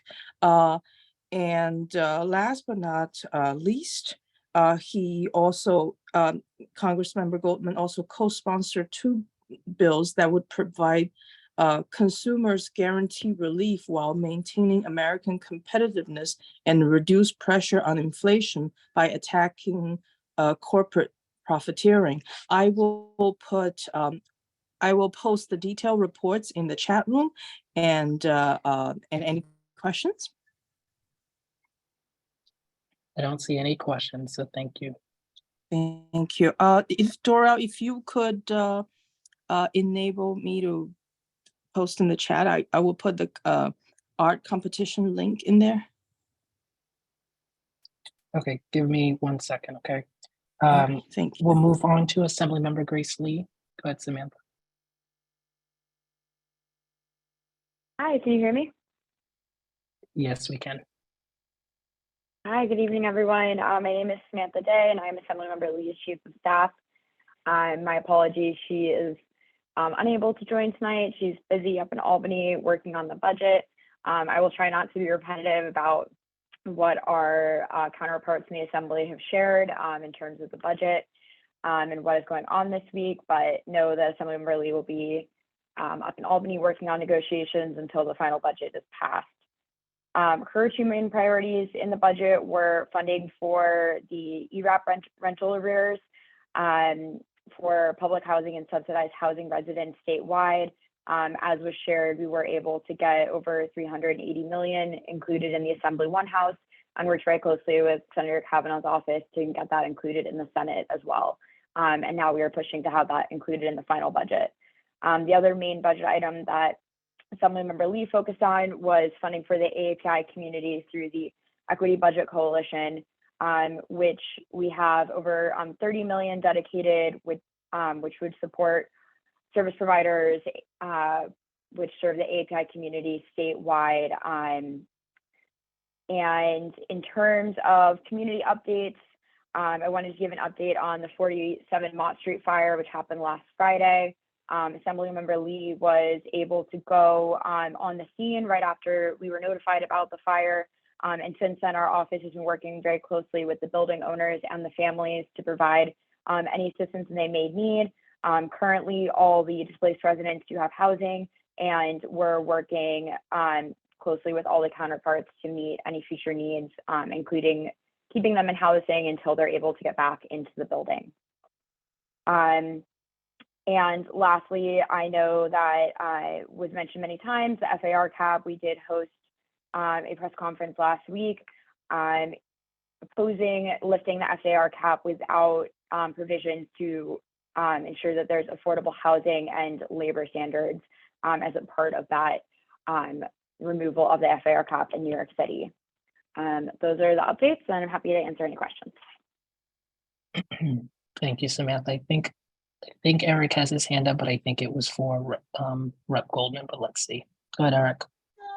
Hi, Tariq. Yes, actually it was, but actually even any elected, but I know that Dan Goldman was there for the arsenic at Jacob Riis. There's a follow-up meeting, I believe, happening. Just wanted to see if there's any updates or something that could be reported on that, the follow-up to Jacob Riis and the arsenic. Go ahead. Hi. Ling, go ahead. I wasn't, oh, I'm sorry. No, sorry, go ahead, Ling. I was saying go ahead. Oh, I mean, we were, it's, yeah, we were all at the, but I mean, I wasn't at, my colleague is at Jacob Riis, so could I actually follow up with you on that? Yes, that's fine. Thank you. We're going to go to Assemblymember Deborah Glick. Hi, this is Tracy from Assemblymember Glick's office. Can you hear me okay? Yes, we can hear you, Tracy. And I'm sorry, my camera's off. I'm just recovering from an eye surgery, so I'm kind of a mess, but I'm here. No worries, feel So better. I won't, as my colleagues in the Assembly and Senate have already said, we're very focused on the state budget this week. So I'll just highlight one thing from our report that's more of a resource that people might find helpful. The New York State Office of Children and Family Services Child Care Assistance Program just launched an online pre-screening tool that people can use to figure out if they're eligible for receiving financial assistance for childcare. So that's a new tool to take a look at, and there's a link to it through the New York State Office of Children and Family Services website in our board report, and I will put a link in the chat to our board report, and so you can find that eligibility tool there. And I think that's it. I'll keep it really brief. I echo Assemblymember Epstein and Senator Kavanaugh both very thoroughly and thoughtfully articulated some of the things that Assemblymember Glick is working on as well in Albany, and all of these long nights for the rest of this week to get the budget finished. So thank you all, and let me know if I can answer any questions. Thank you, Tracy. Feel better. Thank you. Yeah, I don't think there are any questions. So, Councilmember Christopher Marte.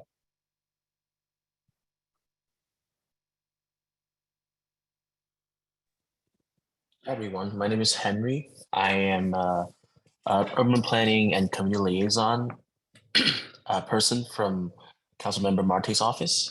I'd like to give you guys some updates. First of all is the 47 Mott Street fire. We were able to contact everybody, all the tenants in that building. We got some initial assessment of the damage. Out of the 21 units, 19 units are free of structural damage. Two of them has structural damage on the ceiling where the firefighters had to knock down a little hole at the ceiling to go up. Out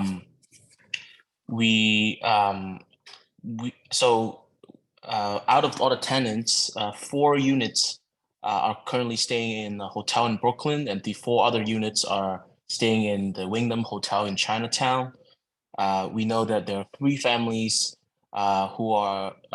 whose housing is going to get expired. Their free housing is expired on Thursday, and we are meeting them tomorrow in our office, and we're going to work with HPD to find them a temporary emergency housing before we work. And then in the meantime, we will work with DOB and the owners of the building to expedite the inspection.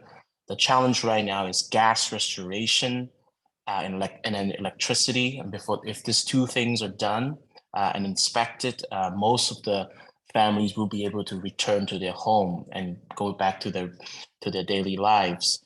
The second thing is my colleague is currently at the 5th Precinct Police Community Meeting.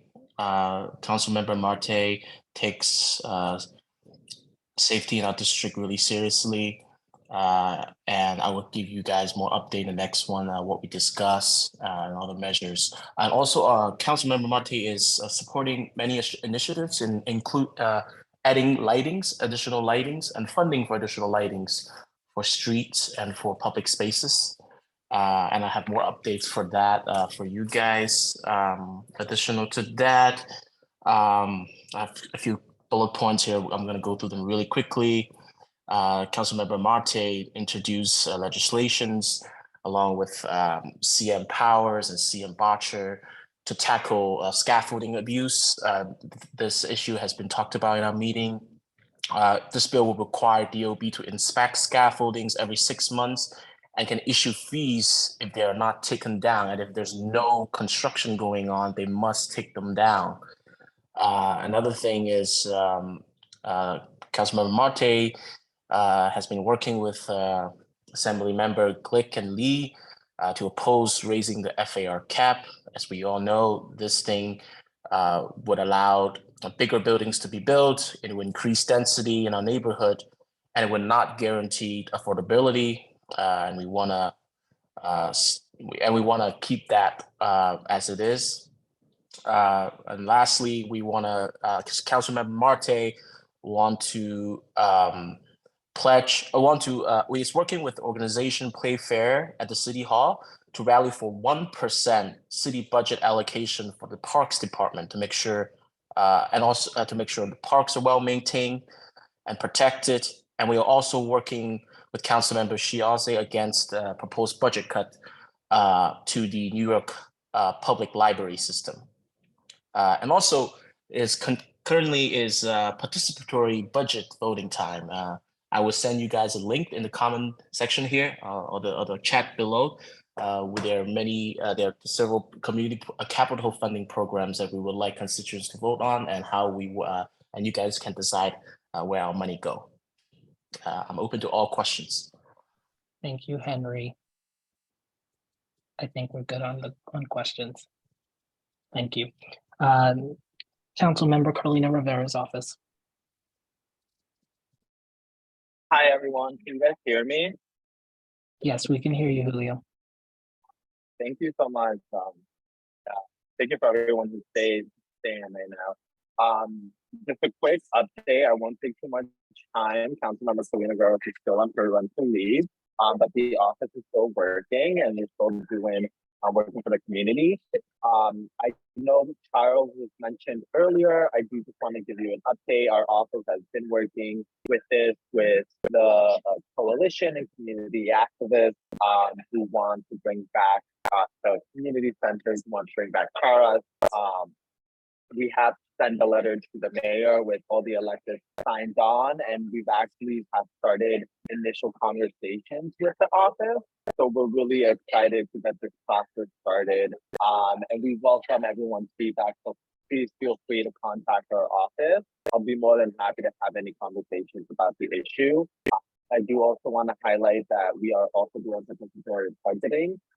We have wonderful different projects here in CB3. So I really do encourage everyone to go ahead and vote. You can go online. I have the link in the board report, and it's until April 2nd, I believe. So please do vote. I also do want to highlight some of the events that we're doing here in the community. We have our tree stewardship training on April 4th. You can sign that up. This is going to be an online training, so you can know how to become to take a better, have a role in taking care of our trees. And we're still looking for volunteers for our District 2 tree survey. We're really excited about this, and we really do encourage everybody to do sign up.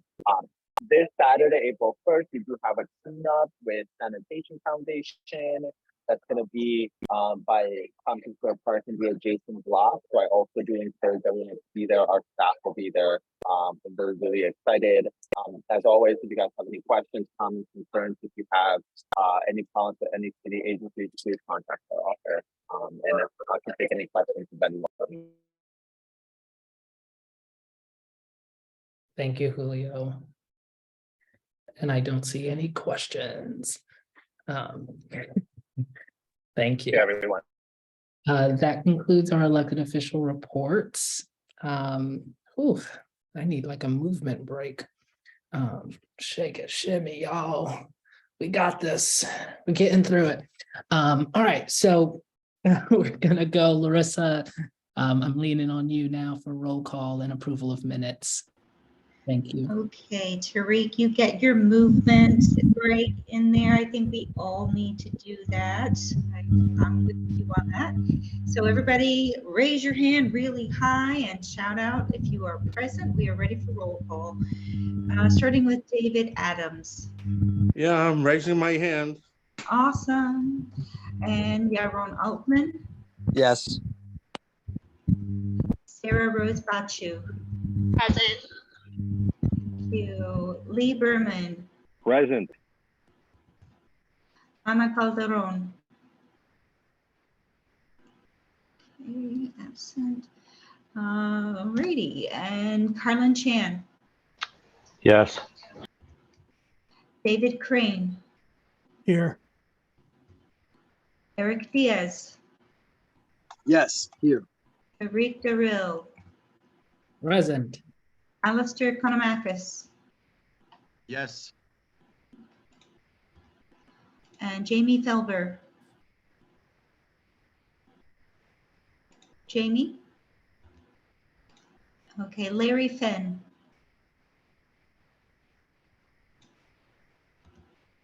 Shirley Fennessy. Yes. Catherine Freed. Present. Ryan Gilliam. Yes. Deborah Glass. Jake Gold. Yes. Andrea Gordillo. Yes. Caniel Hernandez. Present. Herman Hewitt. Present. Trevor Holland.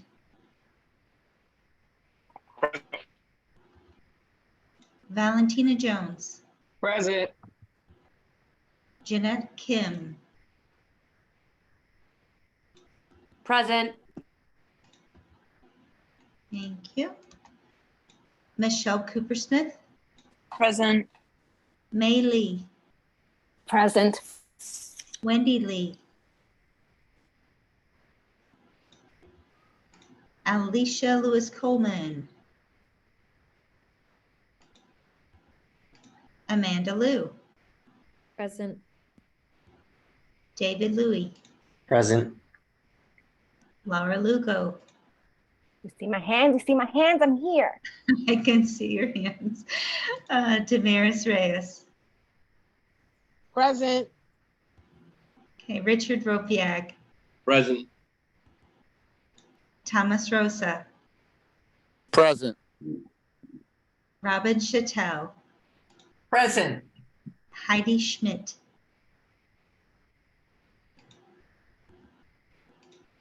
Arnett Scott. Heidi was, mine. Heidi's present, Larissa. Oh, Heidi is present? Yeah, she just wrote in the chat. Oh, God, I see her. Got her. Thank you very much. I'll switch her to present. Thank you very much. Arnett Scott was present, correct? So no, that's okay. I don't believe she is. No. Thank you. And Larissa Shainberg, present. Sandra Struther. Present. Daniel Tanow. Present. Thank you. And Josephine Velez. Yes. Troy Velez.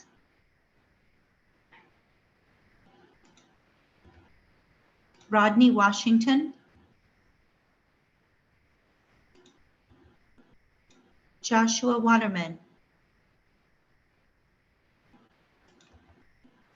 Kathleen Webster. Present. Jackie Wong. And July Yang. Present. Great, thank you very much. That concludes roll call.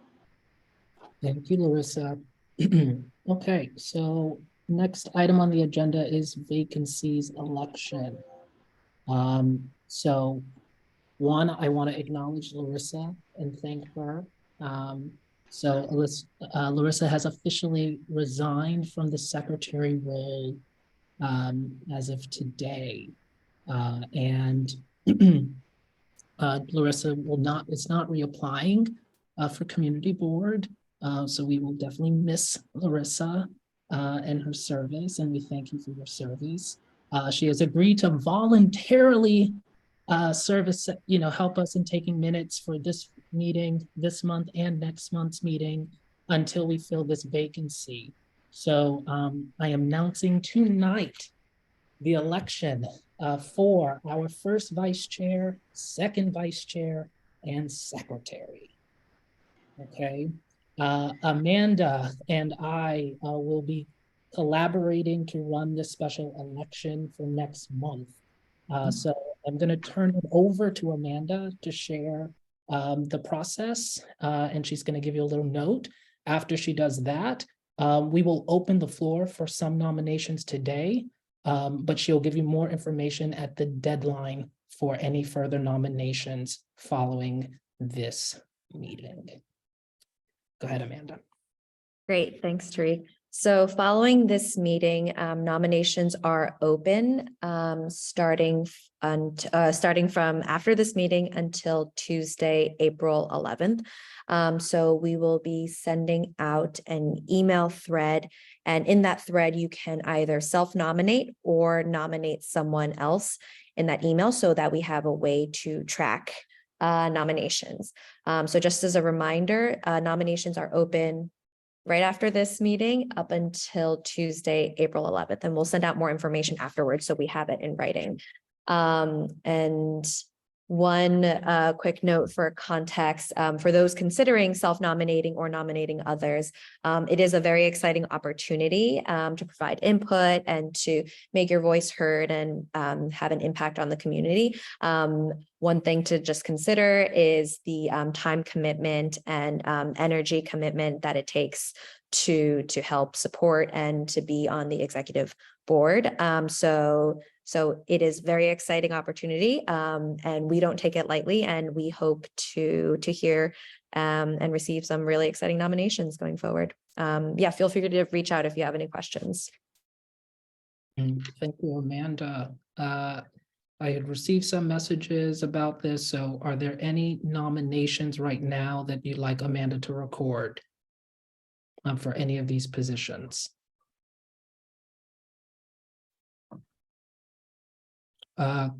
Josh, go ahead. Thank you, Mr. Chair. I'd like to nominate Andrea Gordillo for first vice chair. Okay. David, do we need a second on that? No. No. Okay.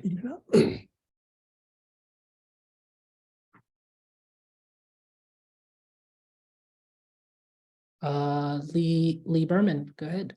Oops, sorry about that. Oh, darn it, Lee. Anyone else? Laura Lugo. Eric Diaz for second vice chair.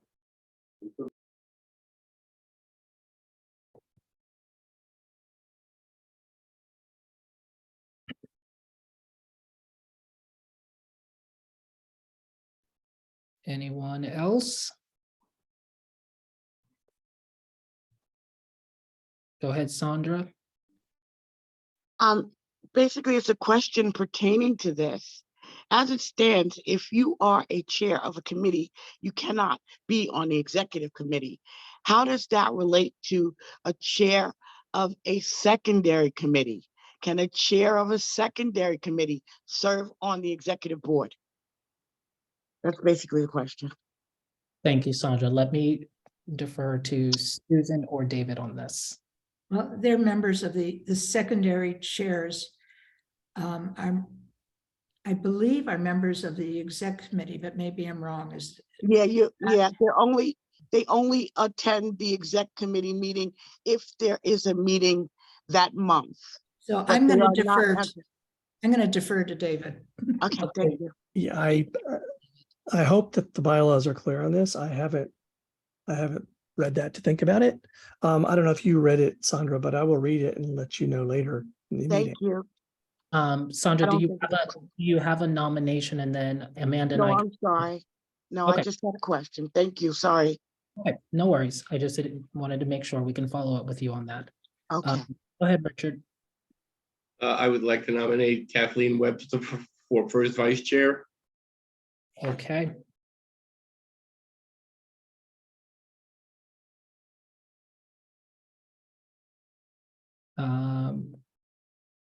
Great. Any other nominations? Going once, going twice. Okay, great.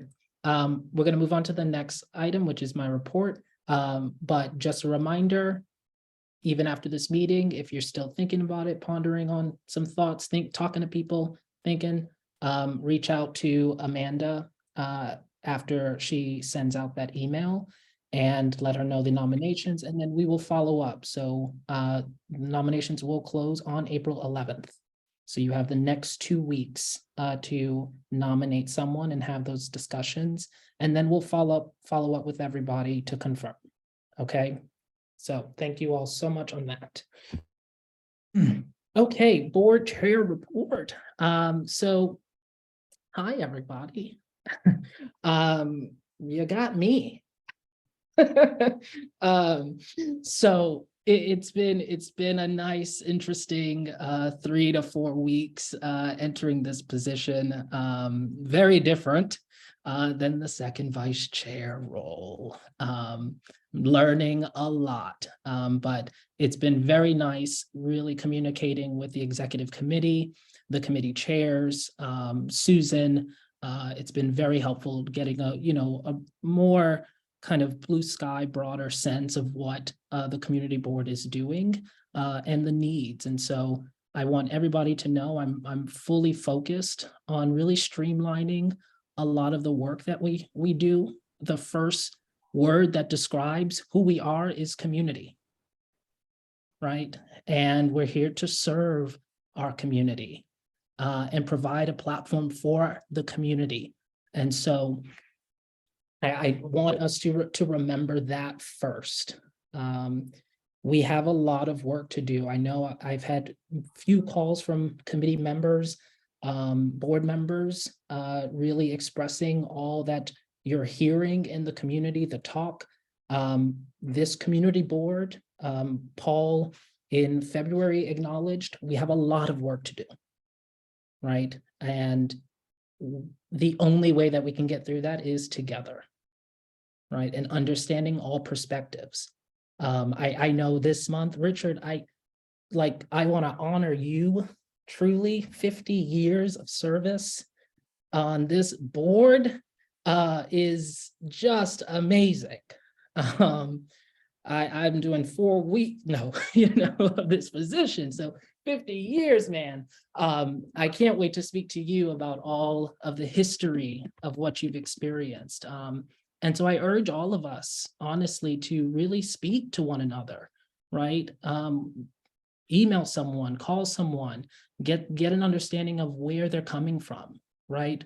Where they're located, why they joined. And so I know I will be having more conversations over the next month with board members to get more of that context.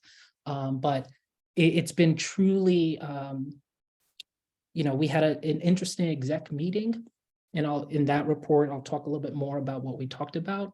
But this month has honestly just been getting my feet wet a little bit in the work. So it's been exciting though. I'm definitely learning. Borough Board, I think April 3rd next week, CB3 is co-sponsoring a virtual training on how to access census data. They've updated that process, and so you should have gotten an email. If not, I'll make sure to send out that information as well if you want to go take that training. And other work, give me one. Just looking at my.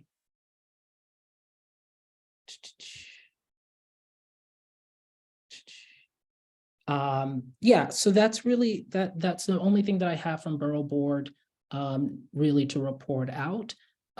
We want to start thinking about shared leadership, shared work, right, for all of us. And really, if you are interested about something, if really getting involved in the community, right, really going to these other meetings, right, and it doesn't have to be as a CB3 person, right, but really understanding these other issues and bringing that expertise and that knowledge to us as a board collectively, so that we can work together for this community. So that really is my report. I'm going to move over to the district manager. There really wasn't so much this month that came up. Go ahead, Valentina. I guess my question is, from last month and to tonight, the whole issue of SLA, for all the time that I've been on this board, one of the things that had been said about SLA was that, this is how I remember it, and I would really love to hear someone say this, was that basically the reason why we have so many stipulations is because the SLA, the State Liquor Authority, generally, unless there's really a problem, they are going to say, okay. So the issue had always been that that's why we have these stipulations. And then last month, it sounded like, no, not really. And then tonight, we have a variety of people complaining about SLA. And I looked at those 3 places that people have complained about tonight, and they all are saying deny. I think they all say deny unless, they adhere to stipulations, and there's quite a few names. So, I guess my question, or rather my question and my comment is kind of like, what's the story on that now? And, one of my thoughts is for whoever is the chair of that committee to state that fact in the beginning, because there were points on this board when we had people that showed up very angry about SLA, and that's what was said to them at a point, or something very close to that. So all I'm asking is, what is the situation now in terms of SLA, in terms of, I guess, what's the issue with SLA? How are they functioning now? Is it functioning where stipulations are generally done, and what is the reason for the stipulations? And I guess my suggestion to whoever is the chair is to state that and explain that, because I heard a lot of complaints tonight. And then when I looked at the stipulation, or rather when I looked at the results, they look like they've looked for quite a number of years. So I guess my question is to you, Tariq, and to whoever is the chair right now of the SLA committee. Thank you, Val. Jeanette, could you answer? And then Val, we can also talk about this offline more, but I'll have Jeanette speak to this. And then Lee, I see your hand. All right, Jeanette. Sure, I think I'm not quite sure. I mean, I heard a lot of the same voices today as we did at the SLA meeting on a couple of weeks ago on Monday.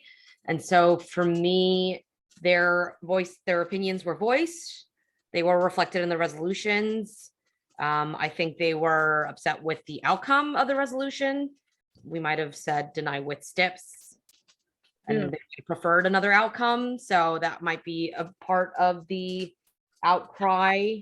I mean, I can't really speak to why they're specifically frustrated. I know that they feel less heard, but at the same time, we've been sitting in on these very long meetings, hearing a lot of different things in support and opposition, and that's where we landed. So the resolutions are written as such.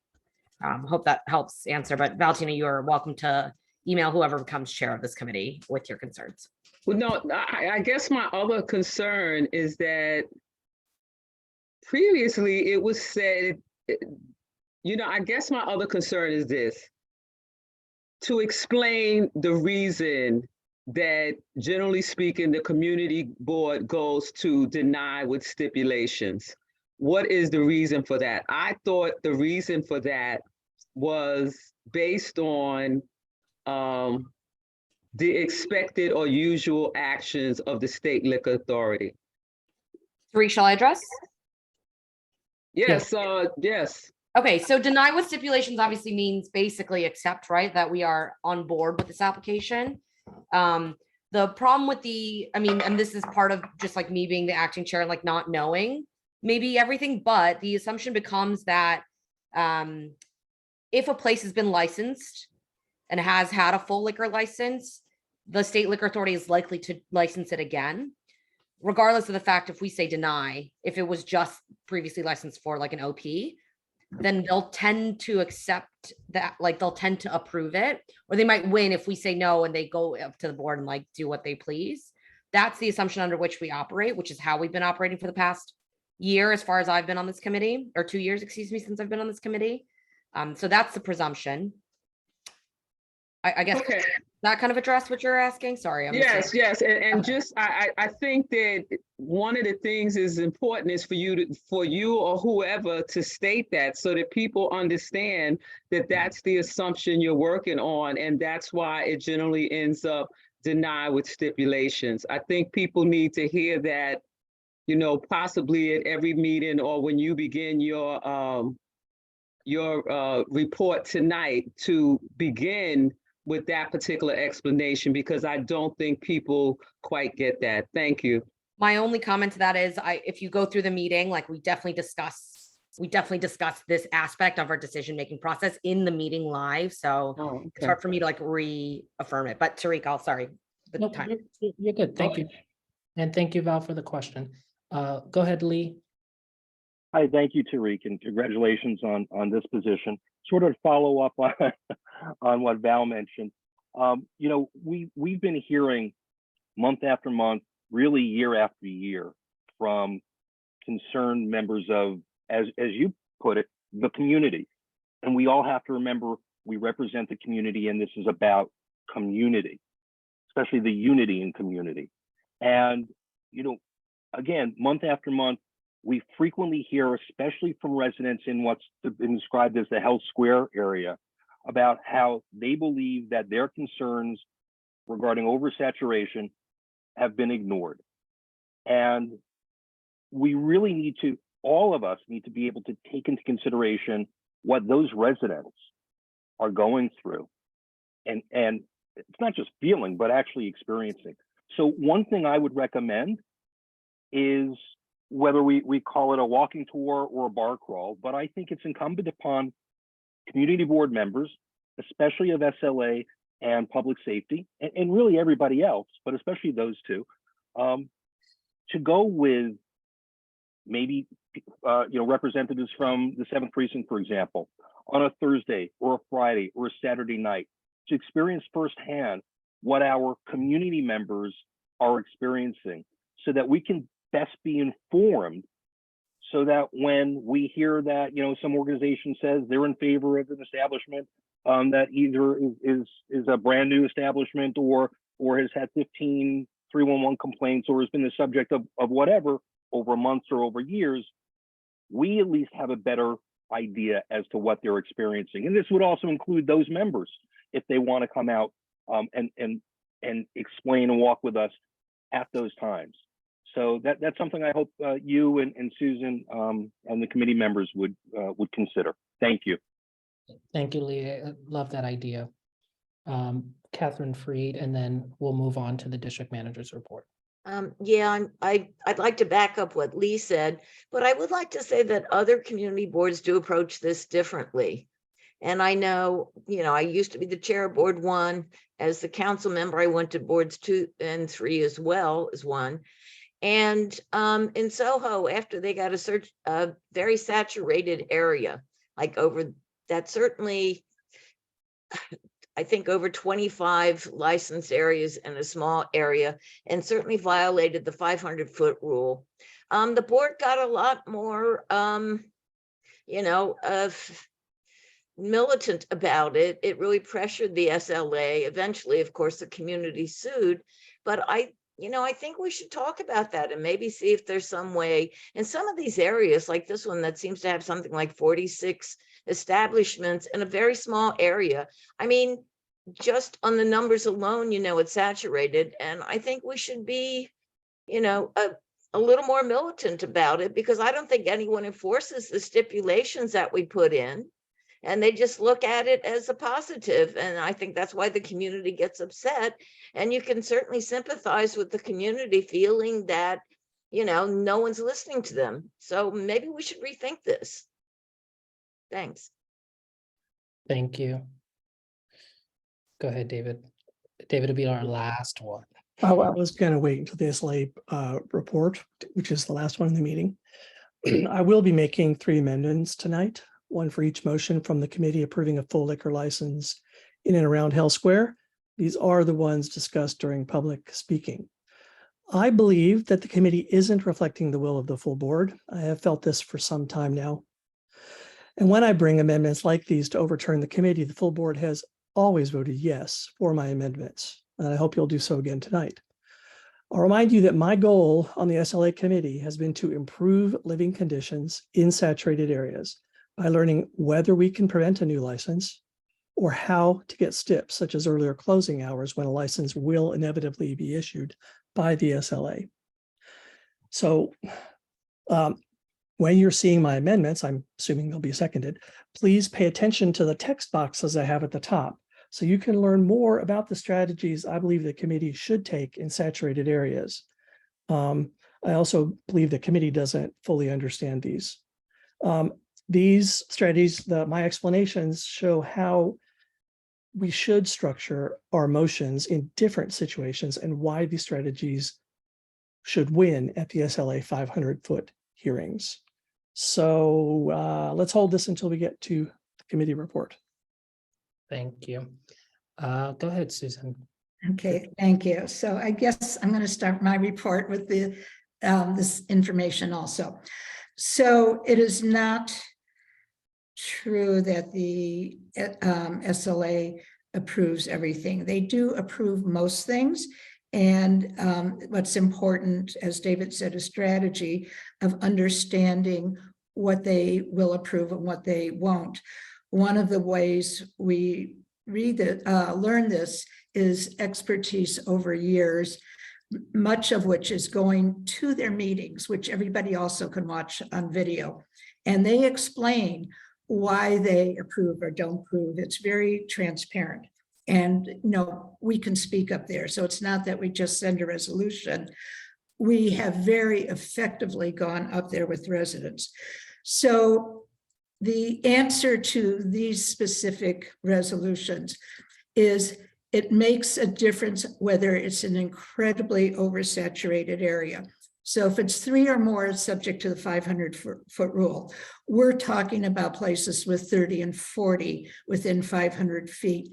And if you go up to the meetings or watch the videos, you will hear the chair of the SLA talk about how saturated this area is. They also very much look at police information.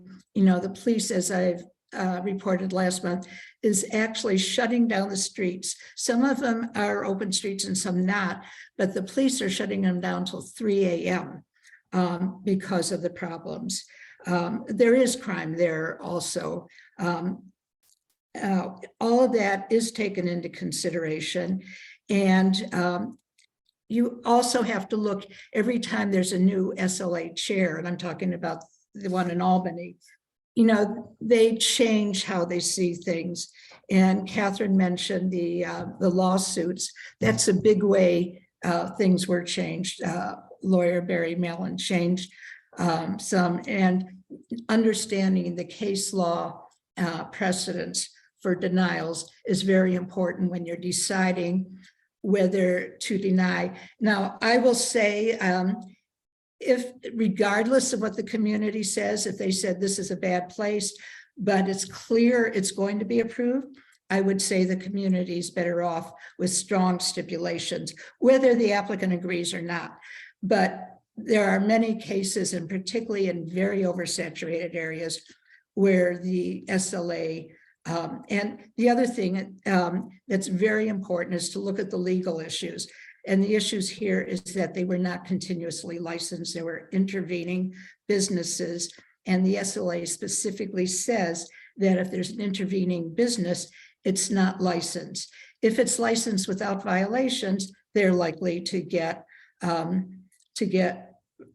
new license. So it's complex. It's, you know, it's just very complex, and it's not an easy answer.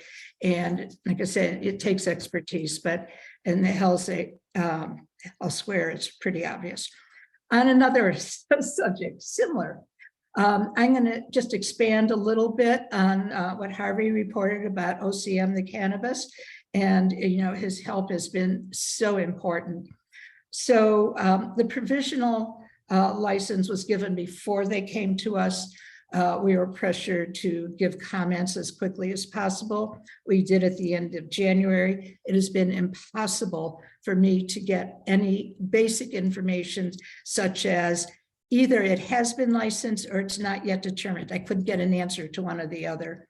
Harvey was able, after months of me trying, to get an answer in 2 minutes. It has not yet been licensed.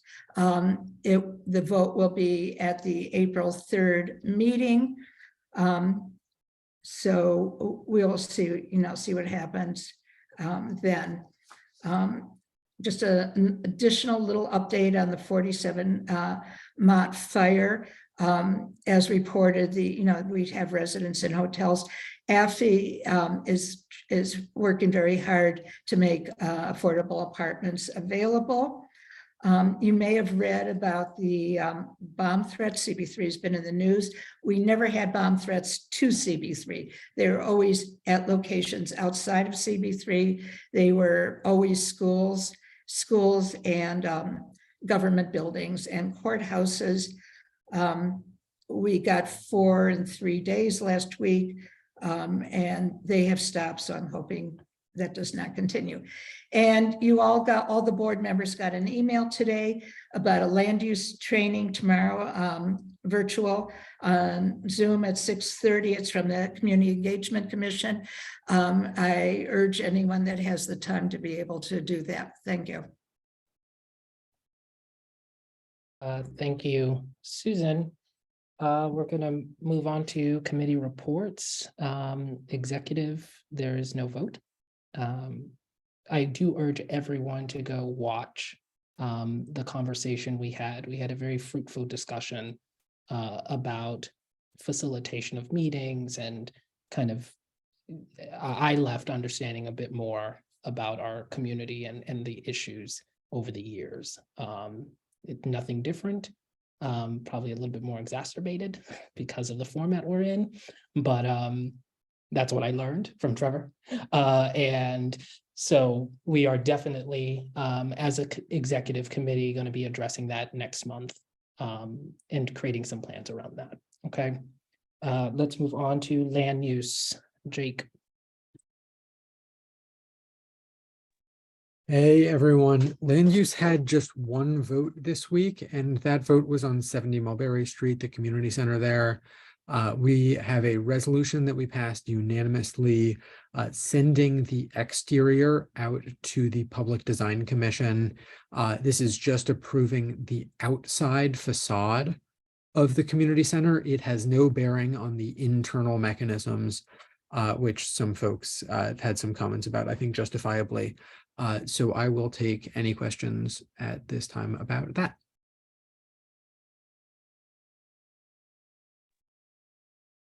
I don't see any questions for you, Jake. All right, thanks everyone. Next, transportation. David, is there a question for Jake? Well, now I'm transportation, but I was just gonna say I could also report about Sandra's question. So can I do both? Go ahead. All right. So the question was basically, can someone who is a chair of a secondary committee run for office?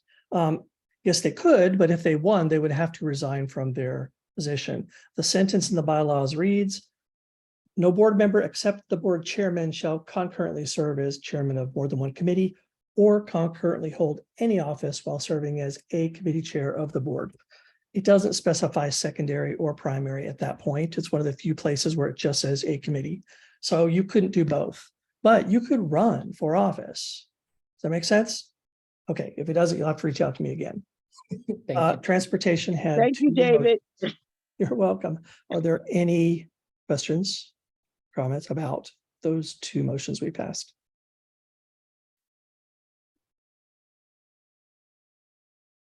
No questions.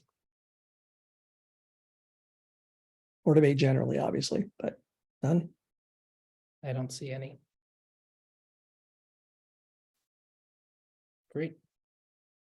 So we'll vote on that later. Who's next?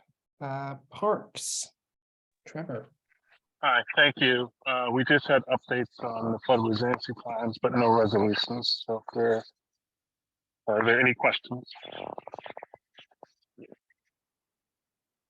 No questions, Trevor. Thank you, Jake. Thank you. Next, May Lee. Hi, good evening, everyone. The Health and Human Services Committee does not have anything for you to vote on. We did have a couple of interesting presentations about 2 new mental health programs funded by the state and the city. And it's called Connect. So it's more community-based and, providing mental health services in non-traditional settings. The programs are being implemented at Henry Street Settlement and also Hamilton Madison House. So, Hamilton Madison being more in Chinese and Henry Street being more in Spanish. So if you're interested in hearing more about it, please listen to the video. Thank you. Go ahead, Carlin. Yeah, hi, May. I was just wondering, since they're moving forward with the safe haven at 91 East Broadway, has the program reached out to CB3? What are you talking about? The Connect program? The safe haven transitional housing on 91 East Broadway. Well, they're moving forward with the. Yeah, I understand. Right, they're moving forward. Yeah, have they reached out to CB3 here? I've talked to them. Yeah, right. Susan's talked to them. So, Susan, do you have anything to say? It's gonna, I think the second quarter of the year is supposed to be opening. I mean, is there some? Must be next year because we're in the second quarter. I mean, we're approaching the second quarter. I haven't. So yeah, so I spoke to them maybe in February. Okay, have they updated us on their programming? No, we didn't expect them to. Do you think that? You know, if you think the programming is changing, I could ask them. I'm not aware that it's changing. Yes, please, because it's been over a year since they approached, since we discussed this with community board. I wonder if any of their programs have changed. Oh, I mean, they're contracted for it, you know, so the reason why it's taking so long is because, well, there's a lot of interior building renovation going on. yeah, but May's right. It's in their contract what they have to provide. I mean, we don't know if the contract has changed. You know, we can find out, but I'm quite sure these things don't usually change. Okay, May and Susan, can we just find out? Sure. Yes. Sure. Carlin, have to say, I need that jacket and glasses from your profile pic, my friend. That's actually from a photo shoot. We'll move on to SLA, Jeanette. Yeah, okay, thanks, Tariq. Much went down. I do have some amendments to make to a couple resolutions. There was an email from the Dime Square Block Association that I just totally missed. So I will be amending as long as there's no issue with it. Item number.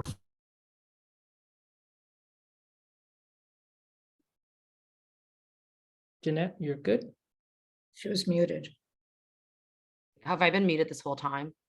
No, we heard Dime Square Block and then went out.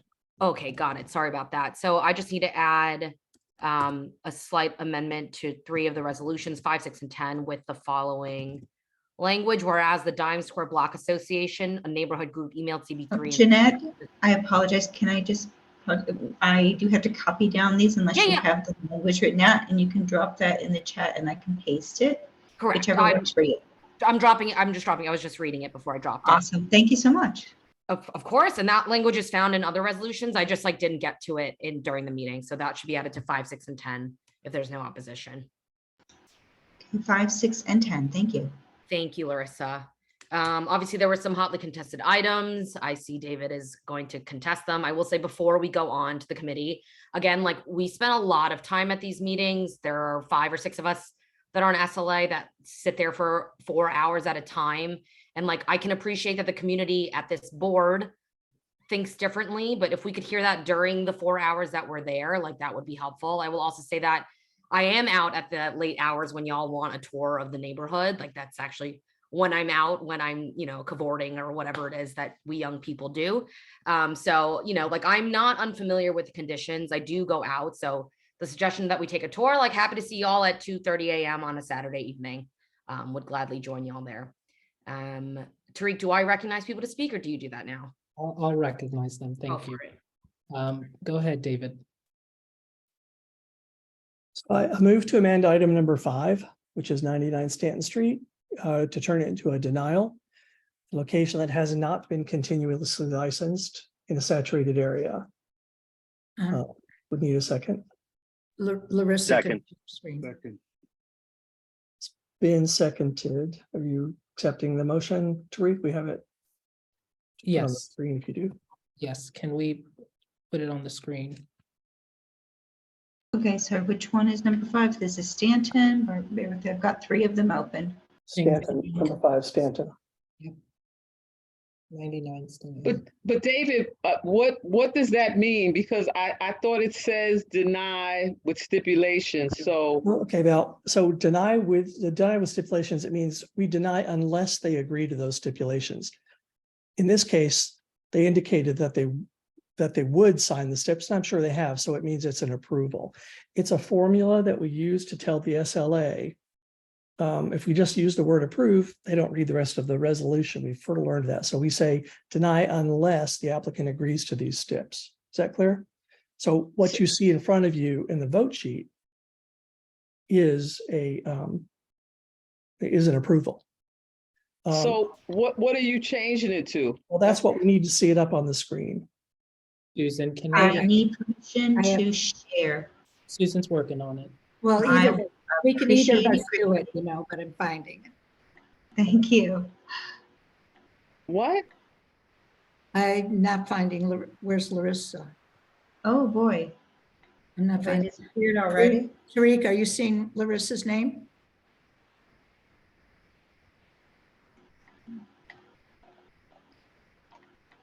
Well, while you guys look for that, I'll Well, explain. no, David, because it says deny unless stipulations. So what are you changing it to? Well, that's where I want to get it on the screen, but it will be deny because Without the stipulations? Is that what correct, you're there'll be changing no it to? stipulations. It will be recommendation to deny will be the title. Okay. And then Without the later, stipulations, okay. down in the therefore, it will say that recommends denial because it does not show public interest and seeks a full on-premise license in a location that has not been operating as a business with the full on-premise liquor license since, date, so forth. It'll be clearer when we get it on the screen. I'm sorry, Tariq, can you see Larissa's name on the participants? She's here, I should Susan. be on the Larissa, panelist list. talk, Larissa. I am speaking. No, I am unmuted. I'm not. I need to promote her by finding her name. Tariq, can you see her name under the participants? Tariq, you're muted. Tariq, you're muted. Second, sorry. I said I can see her name, but I don't see an option to promote her in any So way. go to the right, go to the right. Yep. And make her a co-host. It And those doesn't dots, and those dots. on the dots. See the three dots on the right of her name? Yeah, by my name, you should see it, two squares, one that says mute and one that with the three dots drop down, and you can promote me. Yeah, I don't Say see. make co-host. I don't have that. I think because you're the host, Susan. No, the co-host. Susan, can you ask her to raise her hand? That way you can see her. I found it. I just found her. Thank you, Susan. Okay. Larissa, check it now. Okay, we have share. Bear with me while I put that up for you guys. Okay, let me know that you can see my screen. Yep. Okay, great. This I'm is going to not make the this a little one. bigger. This is so that you not the one. Which Not one? the one? This is the right item, but this is not the document. I sent one with explanatory text at the top. Oh, this was the one I received, the last one I received. Did you send two different sets? Yes, I did. I followed up with the second one early this morning, and you replied on that. So Okay. So Larissa, somehow we had difficulty and I just resent her something. So can you can't send it, can you? David? I could email to, I probably could if I had an email address. Okay, can you Send it to me? Yeah, Send it to you? David, send it to Susan. I'm gonna go through this and we'll come back to this. Bob, go ahead. Well, David, I can drop my email to you in the chat and you can Sending it send to Susan now. Okay, great. Go ahead, Val. Oh. You know what? Actually, it looks like I it- replied. Huh? I'm sorry, Val. Go ahead. Well, no, don't you have more, David? Yeah, there are three. Oh, well, I'm looking at the wrong one on my screen. I really. Okay, I got it. You did? Okay, thank you. Let me just talk, There's no even though we don't have the text up there, which is truly unfortunate. David, Yep. what you sent me had no attachment. Well, I just replied on the one. There's no resolutions. All right, I replied so you would see it. Let me forward. This one will now have it.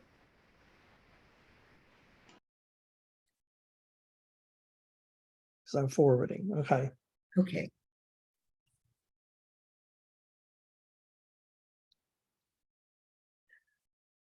There is an exception in the 500-foot rule, 500-foot law, that if a location has been continuously licensed, the SLA pretty much is going to have to issue a license. This is not that situation because this has not had anybody operating for over 4 years, and the license expired over 2 years ago. The license renewed the day after they shut down the business. So because it is not continuously licensed, and the SLA is very clear, there's an advisory from them that says that means exactly what you think it would mean. If it hasn't had a license up to the current moment, it is not continuously licensed. So this is one of those situations where we can go to the SLA and say, we deny this because it's an oversaturated area, as long as we state clearly why it's saturated. And we know the SLA understands that this area is dangerous because of the saturation. It makes a very strong argument at the SLA 500-foot hearing. Now, I'm not getting your email. oh, Jesus. I think that that's sufficient. I think if you scroll down, look at the whereas, it just means that there's not going to be the educational component I'd hope to get out of this. Now I'm looking for the Zoom meeting. Oh, you're not sharing anymore. Larissa, go ahead and share that previous doc, please. Okay, give me just a moment to get those back up. I had closed them in anticipation of having duplicate documents so I wouldn't have the confusion. So bear with me. Thank you. No worries.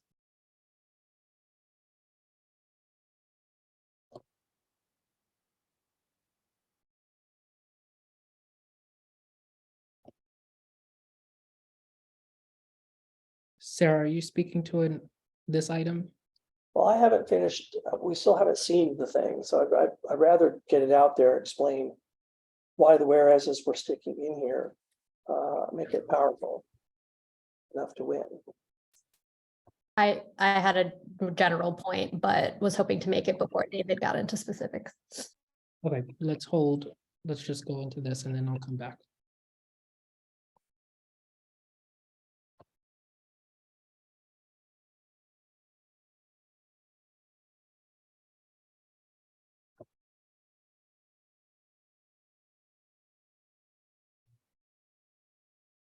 Well, so the two conditions that we need are here in this location. It's not continuously licensed. It is in a very saturated area. And so if we make that argument to the SLA, they probably will not issue the license. That has been our experience. So scroll down to the whereas I added. I am describing what happened with the previous license. So I'm sort of continuing the previous whereas. The previous business did shut down on New Year's Eve, the end of 2018, and there is no license there currently. That's condition we need. And then the next, if you scroll down another page, there's two whereases. I picked these up in the past. That's describing the impacts of oversaturation in an area, in this particular area.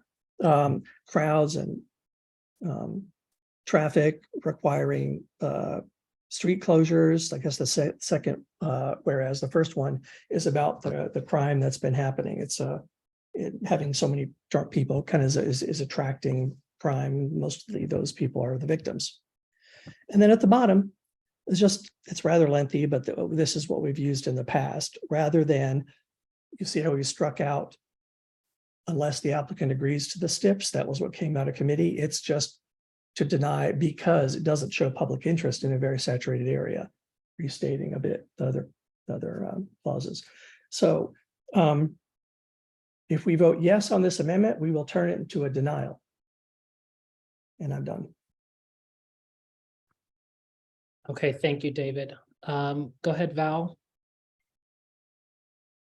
Wait a minute, I thought, David, you had two more, but I think this is excellent. And I think that one of the things that I think needs to happen is that whoever is chair or whatnot of the SLA needs to, I guess, somewhat get an orientation yearly is what I think needs to happen in terms of knowing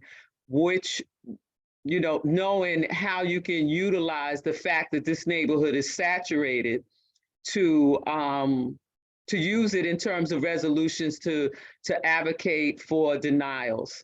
Because I think this neighborhood has been saturated for a number of years. And so I think that this is excellent in terms of information that I think that the chair of the committee should be informed of, and possibly whoever's on the committee, that they yearly be informed of how you can use the saturation in this community or this zip to go for a denial, because I really hadn't heard this. So I think this is excellent.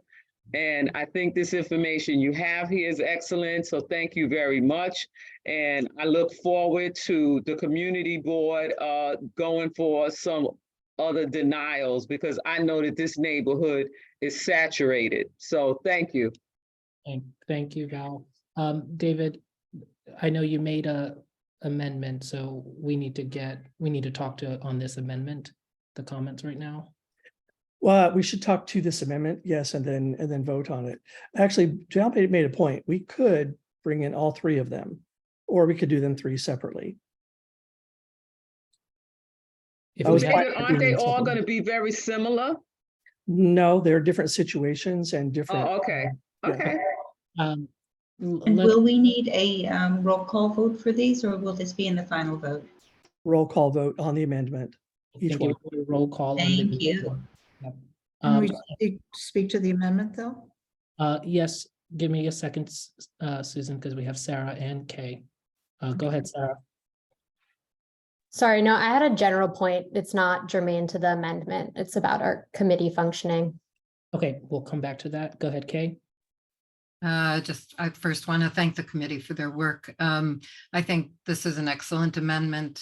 I think we always have to remember that it is the neighborhood that is oversaturated, that lives with the consequences of our decisions, which is a very different thing than going out into a neighborhood for a night out. And I have a 25-year-old who goes out a lot, and even he won't go to this neighborhood. Thank you. Thank you. Go ahead, Susan. David, I don't see anything about the streets closing down. Do you think this area is too far from where the streets are closed down? There's a whole whereas on that, I believe. Oh, I didn't see it. Maybe it wasn't in front of me. Maybe it wasn't on the part I was looking at. Okay, as long as it's there.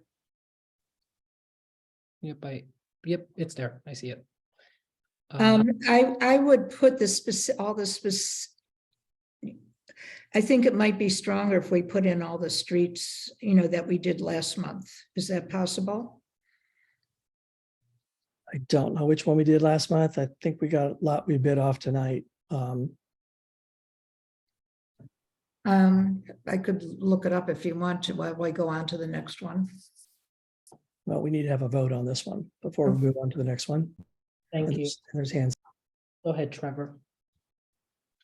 No, I'm going to lower my hand. It's more about what we're doing and the relationship to the committee. So I think it's related to the vote, but I'm going to wait until we discuss something later, since we're talking about this amendment right here. Okay, sounds good. All right, so I am going, Larissa, can we do a roll call? David, I see your hand. Sure. I'm going to stop sharing this so I can pull up my list of roll call for the roll call vote, and then I'll get the next amendment ready. So give me 1 second. Go ahead, David. Can you hear me? Yes, we can hear you. I first came to the board not 50 years ago, but about 30 years ago. And the first committee I was on was SLA. And we did work long hours that was mentioned. The thing at that time was that we were approving bars without realizing the consequences of the situation that occurred in those communities. I came on right after Webster, sorry, did not keep to what it said it would do and created a lot of traffic in that area. Without knowing the history of why these regulations came into effect and all that, unfortunately, I don't think the understanding of what the responsibilities were, because they don't have the historical context. That's all. Thank you, David, and thank you for 30 years of service. Okay, go ahead, Larissa, for roll call on this amendment. David, it's yes to the amendment, no to the votes. So we're voting on the amendment right now? Yes, we are. Okay. Okay, So yes, we're voting for the amendment for the Stanton Street resolution. If you vote yes, you are voting to deny. So yes for the resolution will be a denial for this location. First. What? Wait a minute, say that. Yeah, I don't understand. Please repeat that. Yeah. So as I understood from what David said, if this will change this to a denial. Right. Can I? So wait a minute, are we voting on what David just Yes. showed Yes. us? Val, We're listen. voting on the changes. Larissa. If you want my change, you have to vote yes for my change. That's why Larissa has summarized that as yes to deny.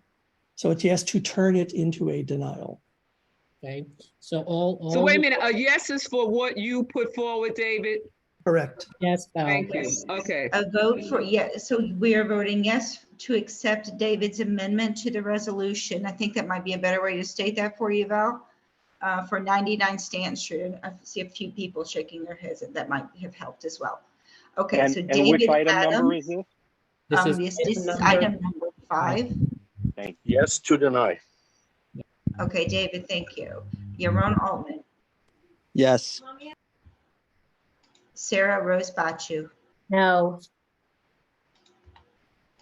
Lee Berman, Yes. Ana Calderon. Oh, she was absent. Carlin Chan, Yes. David Crane. Yes. Thank you. Eric Diaz, Yes.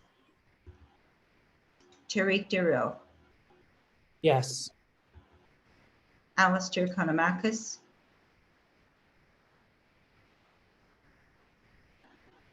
Alistair.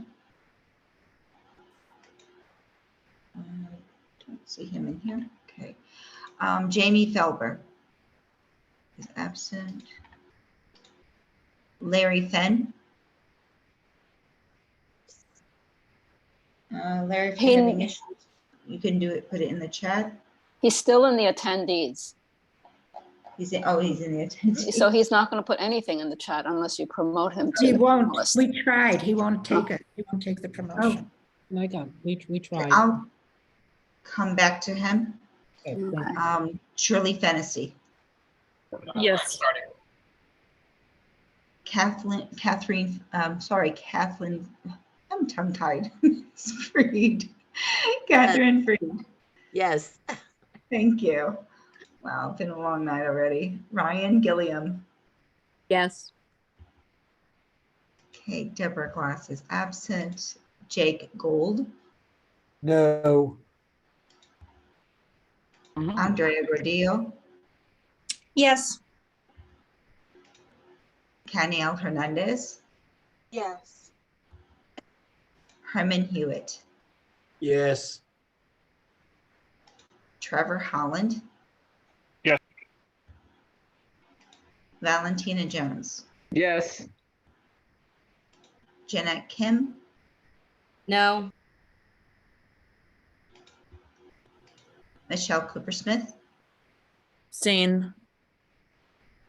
Is that a no, Michelle? Abstain. Abstain. Thank you very much.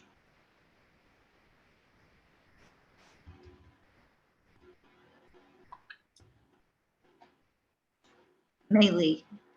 Yes. Okay, Wendy Lee is absent. Amanda Liu. Abstain. I wasn't present for this resolution during the committee meeting.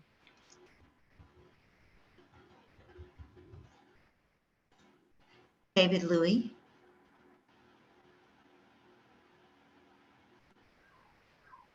David Louis.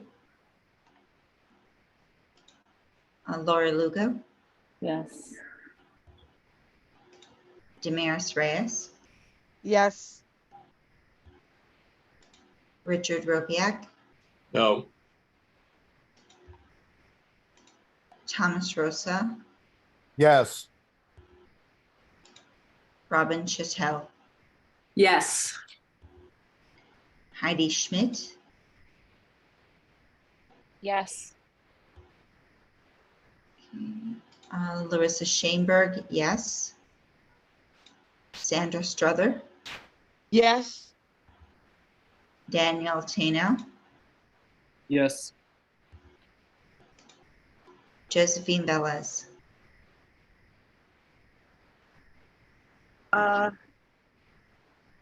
Yes. Troy Velez. Troy was having difficulties earlier as well.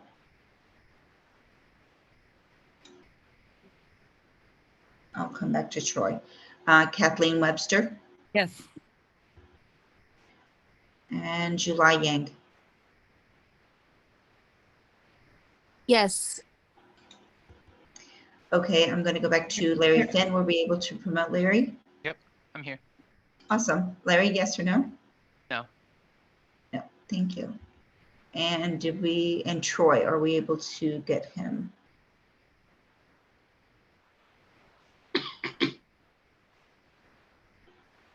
Okay. Troy Velez, last call. Okay. Okay, that is 27 yes, 7 no, and 2 abstain. Okay, the amendment passes. Trevor, go ahead. Yeah, my comments are just in general, and there's two things.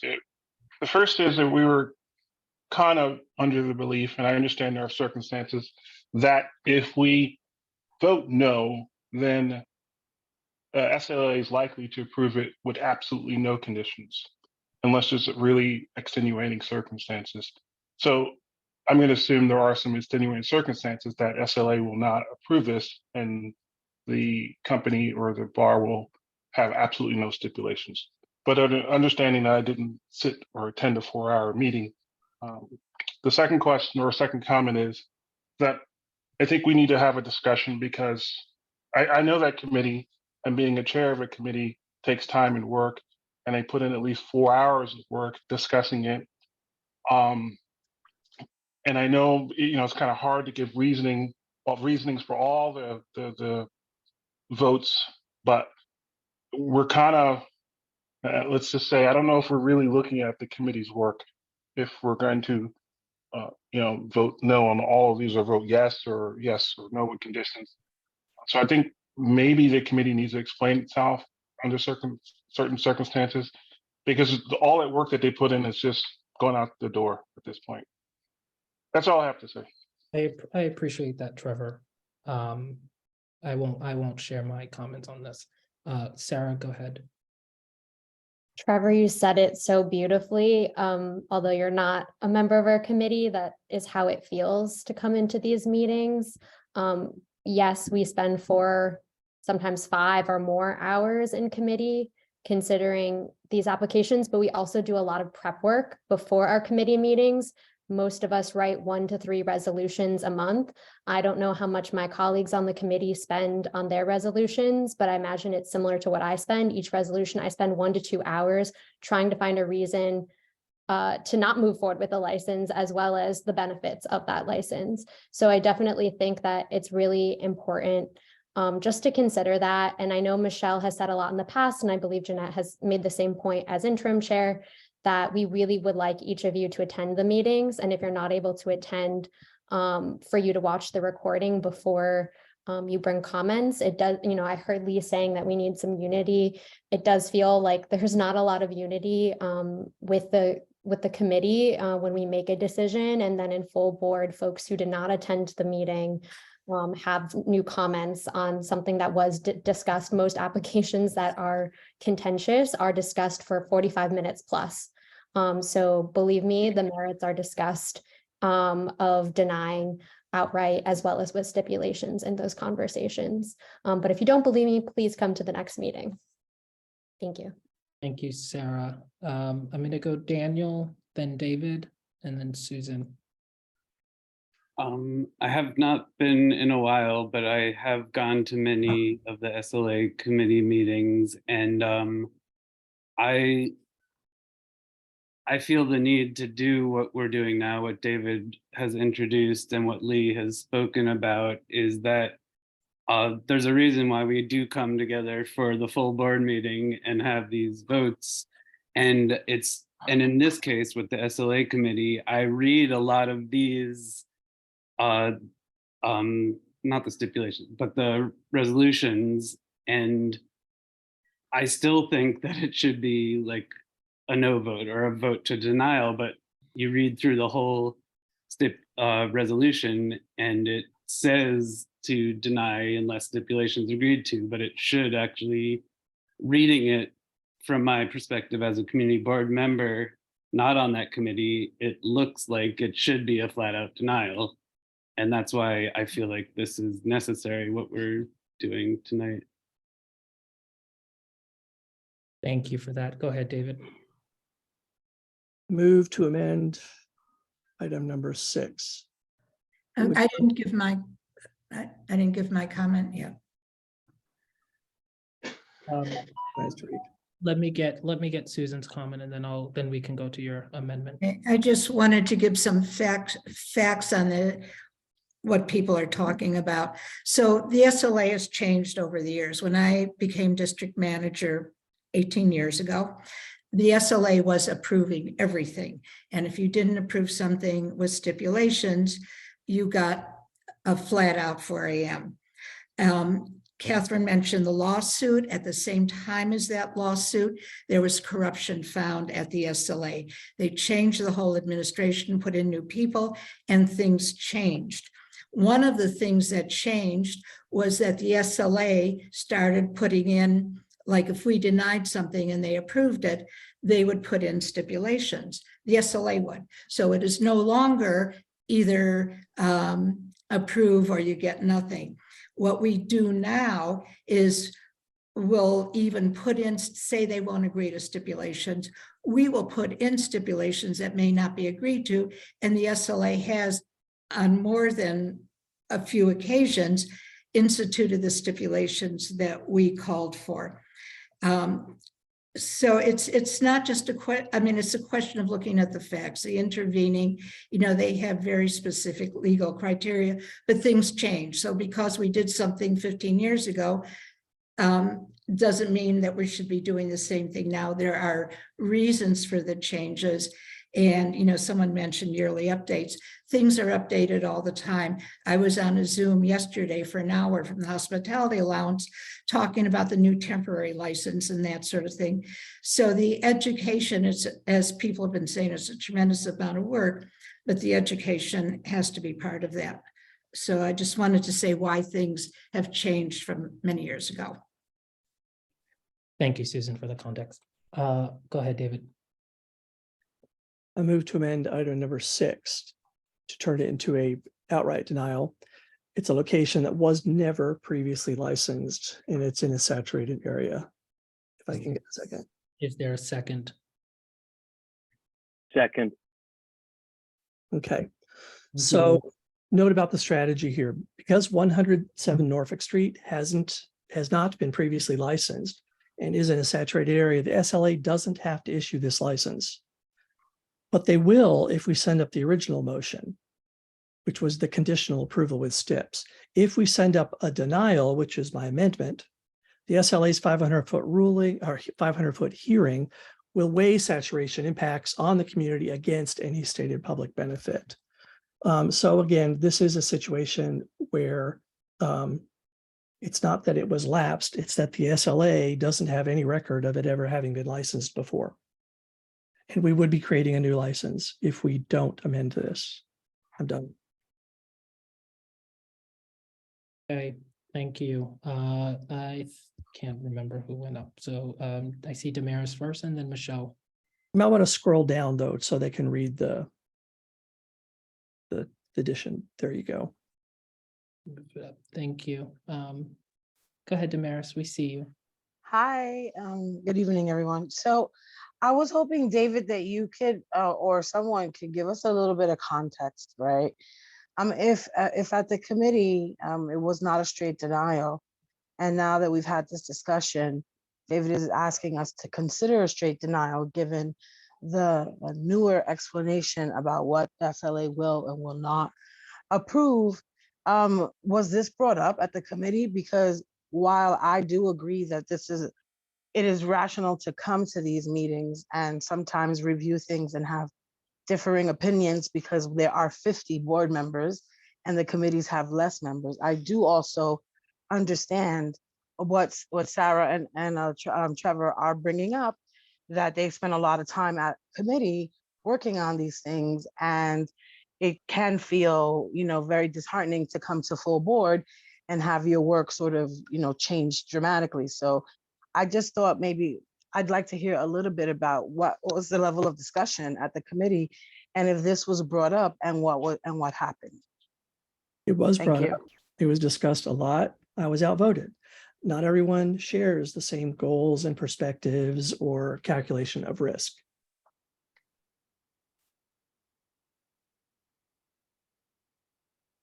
Thank you. Go ahead, Michelle. Thank you. I did watch the committee meeting, and specifically this one because I was interested in it. It seemed from like watching it that I understand it's an unlicensed space, but it's not like in the core of the Lower East Side. It's a little bit out. And my understanding is that the people who were there to oppose it were sort of the general knee-jerk anti-all liquor licenses, whereas there were at least 3 people there supporting who lived right next door who really wanted this location to open. It's like it's being operated, or the chef, I know, like as an SLA chair, I wouldn't have considered this, but as a community member, they were considering this. It's a Michelin starred chef, female Japanese chef, which is incredibly rare, who wants to open both an omakase and then like a lesser expensive, so that people can have more access to it. So I completely understand why this one would be approved despite being in an unlicensed space, because it seems like there was compelling community support for people that are actually live right next to it, which I would always take more seriously than just general sort of, generic opposition. So that's just what I wanted to say, and it's not like crazy hours or anything. Thanks. Thank you for that context, Michelle. Go ahead, Trevor. I'd just like to hear from the committee chair or someone on the committee. Okay. I can speak if that's okay. Yeah, I think Michelle put it really well. Sorry, it's just that I don't usually come to the full board like trying to rehash this was probably a longer item as well. But like Michelle said it really well, we find that there's community benefit, right? And that's like kind of what excludes you from the 500-foot rule, if there's community benefit. And as she said, like when people adjacent to the property have good things to say, like that holds so much more weight than someone who might live a couple blocks away. Not that anyone's voice shouldn't be heard, but like if someone in the building is saying they want this there, that's a pretty strong vote of approval, and they're the people who have to deal with those consequences anyway. So that kind of testimony is so much more valuable for us to hear at the context of the meeting, which is what we got, right? Which is rare on its own. If that helps supplement. That helps. Thank you. Go ahead, Daniel. I wanted to speak on this one in particular because it is slightly outside of Hill Square. It's even more important to not add another level of density of liquor licenses and oversaturation. It's a more residential block, which should be another reason to not have a new license there, to protect the quietness that exists away from Hill Square. And the stipulation that was presented before this amendment of 2 a.m. cellar with DJs makes me think that it is the type of bait and switch that we fell for in the past when we were doing more of these licenses. Even if they're serving food, really good food later, if they were a bona fide restaurant, they should have just started with the beer and wine and shown that they could be a Michelin star restaurant and not go for what looks to me like a nightclub. Okay, thank you. Tariq, can I quickly respond to that? Go ahead. I want to make clear to the whole committee and the community that a DJ does not necessitate a club. Sometimes restaurants just want to be able to have a live person curating the music to kind of get the vibe going. It does not mean it's going to be a club. I caution anyone to stop thinking about that term just as it's going to be a club, because it's not the intention. That's not what all DJs do. Please reconsider using that term blanketly. Thanks. Okay, thank you. Go ahead, Jake. And this will be our last comment. Just quickly, with all respect to Daniel, this was exactly the comment that Jeanette was referring to. This is a person who does not live on this block speaking for the people who actually live there. The neighbors spoke in favor. I would suggest that the board reject this amendment. Thanks. Go ahead, David. Not all neighbors spoke in favor at committee. Okay, great. Larissa, can we do a roll call vote on this amendment? Yes, we can. Thank you. Okay, so we're voting in favor of the amendment to the resolution for SLA item number 6. We'll start with David Adams. This is the 107 Norfolk Street one? This is the one on Norfolk, correct? Yeah, I know on this one. I'm sorry, yes or no? No. Thank you.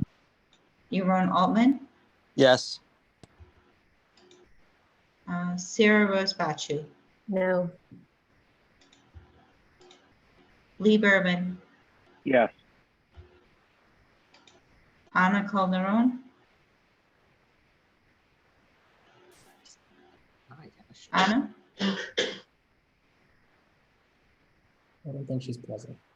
I will come back to you, Ana. Carlin Chan, No.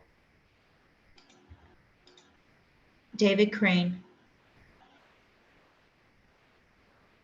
David, you're muted. Yes. I'm assuming yes, but yes, no.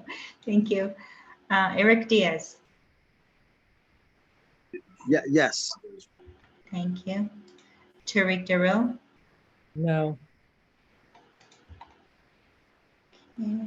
And Larry Finn. No. Shirley Fennessy. Yes. Kathleen Freed. Yes. And Ryan Gilliam. You skipped Larry. Yes. I'm sorry? You skipped Larry. No, I got Larry. Larry voted no. Oh, I'm sorry. You're right. That's okay. I'm glad you're keeping track. I did not hear a response from Jamie Felber. Not Jamie. I apologize. From who did I miss? Ryan Gilliam. Ana Calderon. No, Anna's not here. Okay. Up to Ryan. Sorry. Okay, Ryan, I got. Okay. Jake Gold. No. Andrea Gordillo. No.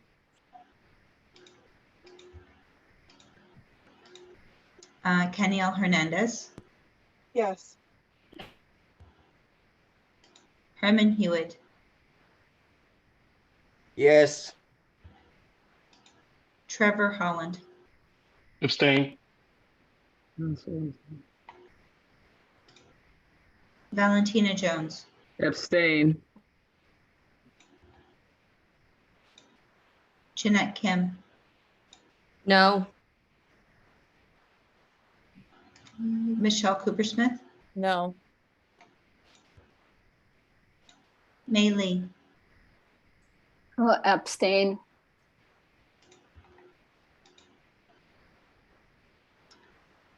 And next is Amanda Liu, sorry. No. David Louie. No. Laura Lugo. No. Damaris Reyes. Abstain. Richard Robiak, Yes. Thomas Rosa, Yes. Robin Chattel, Yes. Heidi Schmidt, No.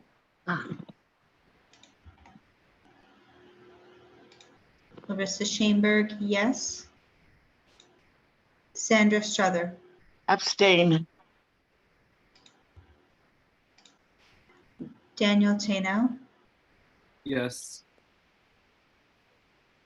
Josephine Velez. Are we voting on the whole thing? No, this is for item number 6 SLA for 107 Norfolk. 107 Norfolk. Yes, Okay, I abstain. thank you. Troy Velez. Haven't heard from him. And Kathleen Webster Yes. and July Yang. Yes. That is 16 yes, 13 no, 6 abstain. Does not pass. Yeah, I believe the amendment passes, right? No, I thought it doesn't pass because the yeses don't outweigh the noes plus abstains. Correct. Oh, thank you, Jeanette, for the clarity. So this amendment does not pass. So you said that amendment does not pass, right? Correct. Okay. Go, Abstention counts as a no. yeah. For those Can you people- explain that? Can you explain how that vote, can you explain that again, please? It's Robin. So Larissa, can you repeat the vote count? Yes, the vote count is 16 yes, 13 no, and 6 abstain. And so Robin, the abstains count as no. So it does not pass. Okay. Harlan, I'm going to come to you because I think David's doing another amendment. So I'm going to come to you before I go to him. Yeah, I think David or the committee chair should explain now at the final vote what they are actually voting for now. I can quickly, David's about to make another amendment, so I don't know how that's going to pan out, but the idea is number 5 got amended. So your vote sheet, the resolution as it stands is not what it looks like. It's what it looks like when he flipped it onto the screen. Number 6, the amendment did not pass. So you're going to vote on number 6 as it comes out in your vote sheet currently. I believe that David's about to make another amendment. So if we pass his amendment, then what's in the vote sheet is no longer accurate. It's what is flashed on the screen. So you kind of have to see what's on the screen to know what you're voting for. Thank you, Jeanette, for that. Go ahead, David. I move to amend item number 7. This would leave it as an approval, but we would change the steps with my amendment to be midnight to 2 a.m. closing instead of 2 a.m., 4 a.m. Making it more, well, do I have it a second on doing that? Is there a second? Second. Was that Daniel? Yes. Yeah. Okay, thank you. Okay, so it's unlikely that the applicant will sign these steps with this change. This, as was discussed at committee. So let me tell the strategy behind this. 120 Orchard has been continuously licensed right up until the current day. And so the SLA is going to almost certainly issue a license. And so it is in our interest to have stipulations on them. We do not need to send up stipulations that the applicant has agreed to sign. That would give us no leverage, right? What we can do is send up the stipulations, which they, came around to all of them except the closing hours. And then what the SLA will almost certainly do is talk to them about where they don't agree with our stipulations and why, and the SLA will come up with its own determination. The closing hours might not end up being the 2 a.m. that we ask for if we pass my amendment. So that's this kind of a situation. This is exactly one of those ones where you kind of need stipulations because they're gonna pass a license. However, we don't need to send up stipulations that the applicant has agreed to. The board can, and we have done it in the past numerous times, we can send up stipulations where there is closing hours that the applicant won't agree to with us. And then they get to discuss that with the SLA at a meaningful 500-foot hearing. Okay, thank you. Go ahead, Jeanette. To add some context, I believe this is the item that we spoke at length about, and the committee, except for David, sorry to call you out, but except for David, had decided that we would rather come up with stipulations that the applicants would sign rather than come up with stipulations that the applicant wouldn't sign, was our calculation of risk. So we did sit there and discuss, do we want to put out stipulations that we think they will sign or they won't sign? So that decision process did occur during the meeting, and we decided to err on the side of, here are the stipulations that they will sign. We will also add that the previous operation had the hours that we had currently written in the resolution, not as amended. So it was part of the reasoning why we said we would put that. We think if they went up to the full board and they said, well, the past guys also had 4 a.m., why can't we also get 4 a.m.? We thought that that case would be strong. And that's the deliberation that took place. I know David disagrees with that risk assessment, but that's just the added context of what we had already discussed in the meeting. Jeanette is accurate there, except for that Jamie also voted with me on, you took a straw poll on, we want to ask for the hours we want or the hours that we know that, or the hours that the applicant wants. Fair enough. And Jamie and I wanted to go for the 2 a.m. There is some risk there. There is, because the previous applicant, the previous license did have 4 a.m. But the risk is that the SLA gives them 4 a.m. We can ask for 2 a.m. and they may still get 4 a.m. That is not worse than what they would get if we just give them the 4 a.m. That's my position. Okay, thank you, David. Damaris, then Michelle, and then I'll follow up after that. Go ahead, Damaris. Well, actually, I think Jeanette said some stuff that responded to a question I was about to ask. But I mean, I do want to say that, you know, this is the third item that we're talking about with SLA. And I mean, I think that we have to figure out what's happening at the committee level, because I'm not sure that it is, you know, effective or time efficient, given all that we have to discuss every month, that every time a committee member or two disagrees with everything, and this is not to call anybody out, I'm not saying that that's not, you know, our right to do, but we can't do that with every single item. And so I just really want to caution us about, you know, using this platform to raise singular concerns, or not, you know, in lieu of, you know, taking the decision that was reached at a committee. I mean, I don't know. I think we've really got to think this through a bit better. Thank you, Damaris. And I hear everybody's concerns on this. And am looking to bring this to exec next month to talk about the workflow between committees and full board meetings. All right. So thank you for the feedback on this. Go ahead, Michelle. Thanks, Streak. I completely agree with Damaris. I mean, part of the reason that I resigned as committee chair is because I couldn't deal with this anymore, this kind of behavior during the meetings, just because it was so draining. Anyway, just to provide some historical context about this location. So the community board, a lot of us were on at the time, denied the currently licensed operator for a license here in November 2020.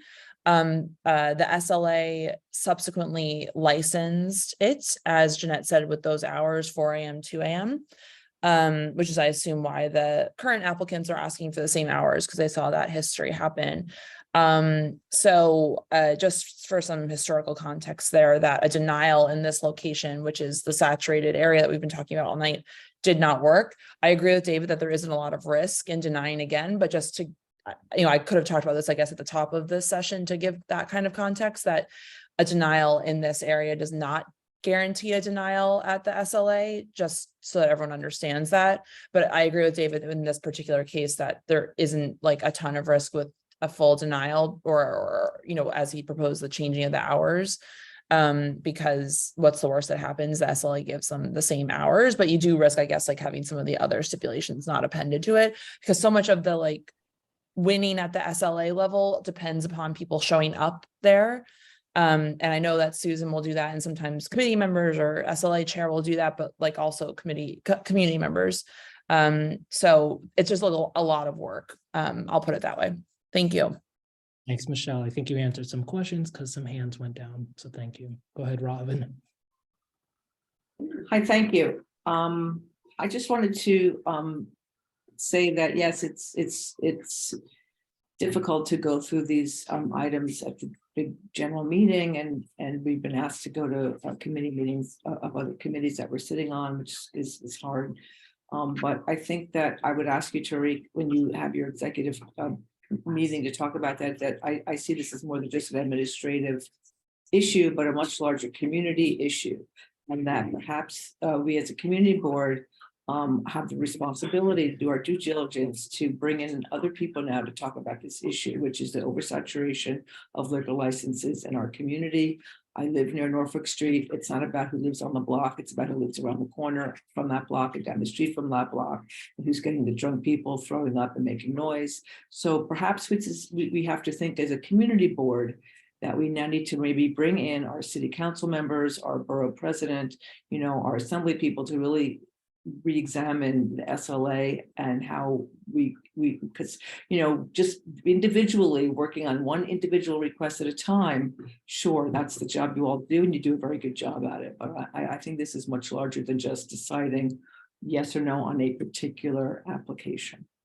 Thank you. Thank you, Robin. If you know me, I'm a true collaborator, so it just won't sit in exec. I will definitely be pulling in all of community board's voice in this. So but thank you for that, and I'll follow up with you on that. I'm going to go to Val, and then I'll come to David.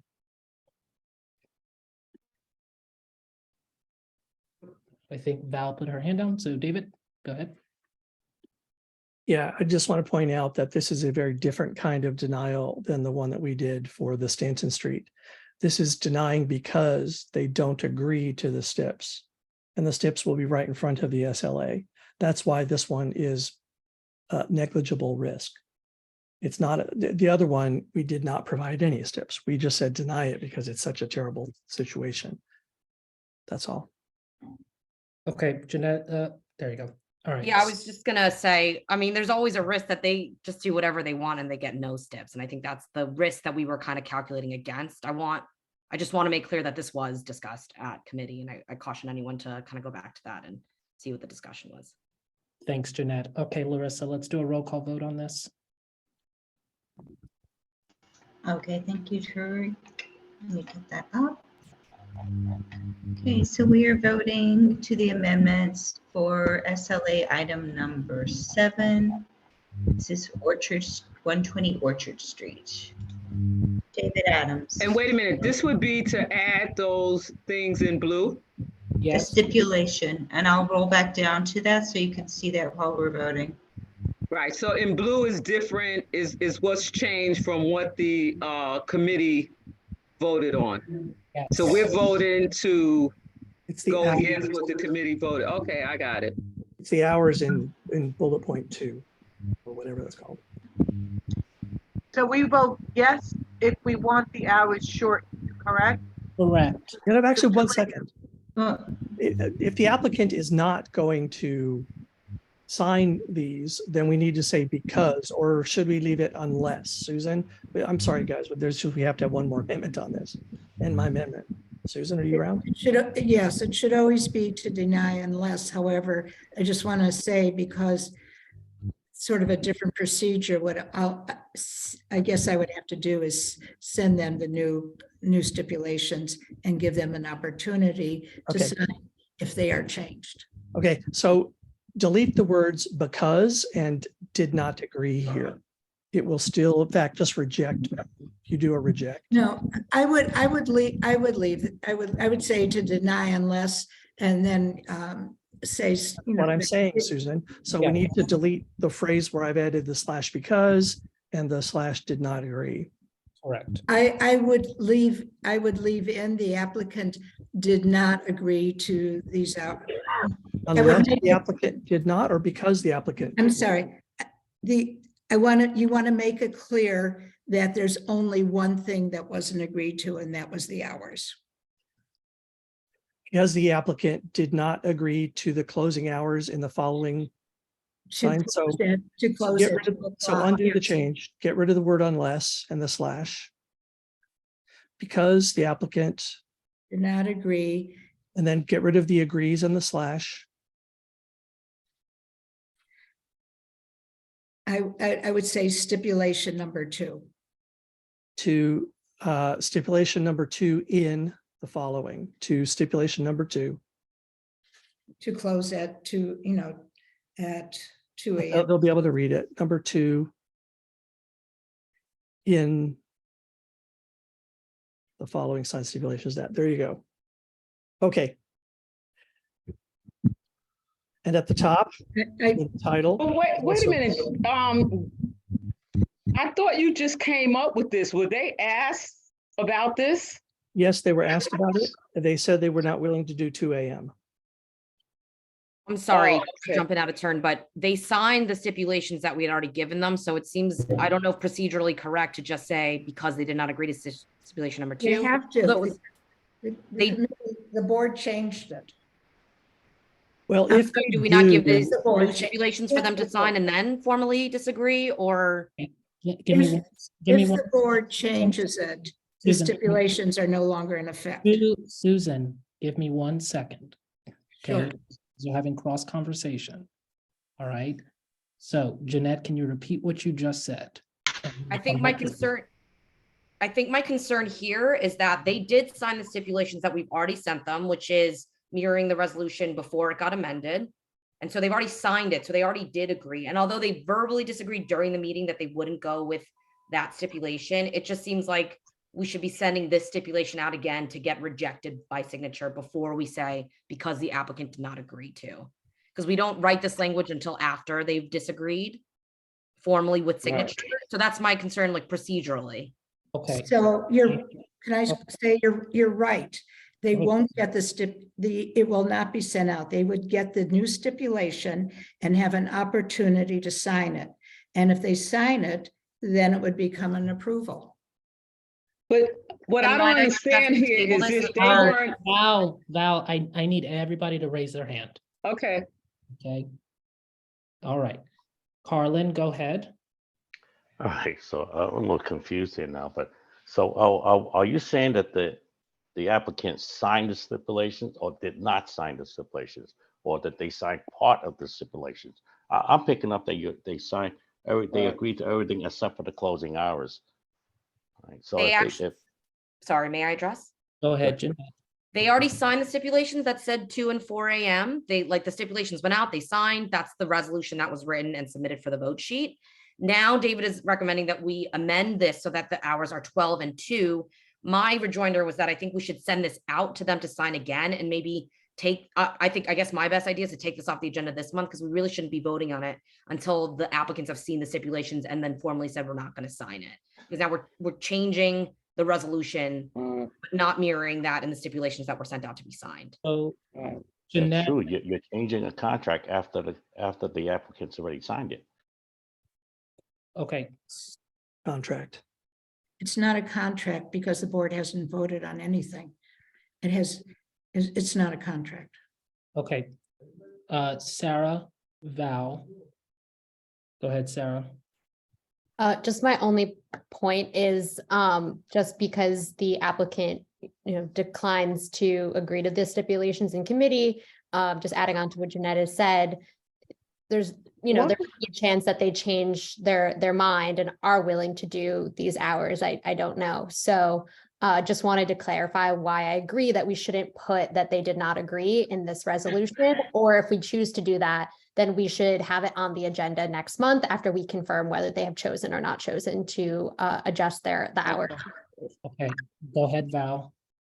Yeah, that was just my thought too. It sounds like we just came up with this particular stipulation, and then it's not like they disagreed with this because they never saw it, because we just came up with it. And so that seems a little that seems a little, never mind. That seems a little weird to like say someone didn't agree to something that they didn't see and they weren't asked about. And that's what this sounds like. Okay. Okay, before we go, I want to get something clarified. So David, we have your amendment that we have not voted on. And then from what I'm hearing from Jeanette and Sarah, seems like a motion to table this to next month. So do we need to vote on your amendment?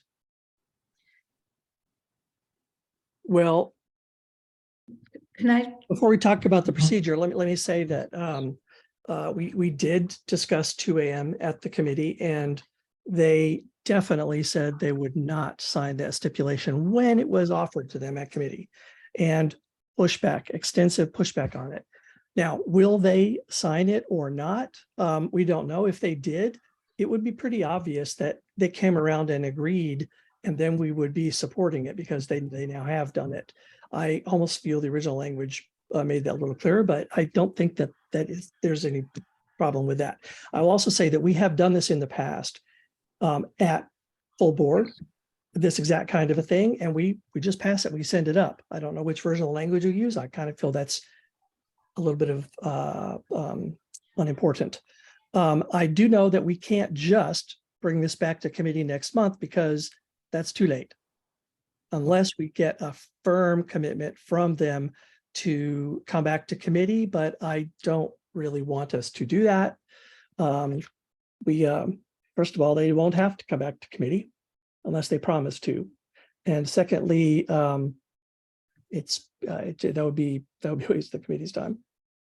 Okay, I'm gonna ask, there are 7 hands raised. So if you're gonna repeat something someone just said, please voluntarily put your hand down. But if you have something new to say, to add to the conversation, then keep your hand up. I'm gonna trust all of y'all. Go ahead, Catherine. All right.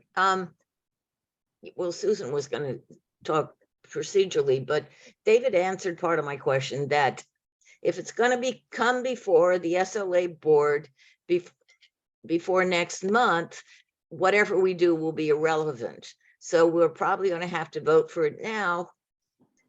And if they were already asked about the 2 a.m. and they said, no, I don't have a problem with going ahead and supporting this amendment, it seems to me that, well, first, for people worried about contracts, they knew that this was just what the committee was suggesting. There's no reason to assume, for them to ever assume that the full board is going to go completely with what the committee suggests. So for people who think it's a contract or it binds us somehow, it doesn't. They are fully aware of the fact that the full board is going to consider it, that the community may or may not show up and oppose it, which in this case they did, and that the board may make a different decision. So I don't have a problem with voting on this. I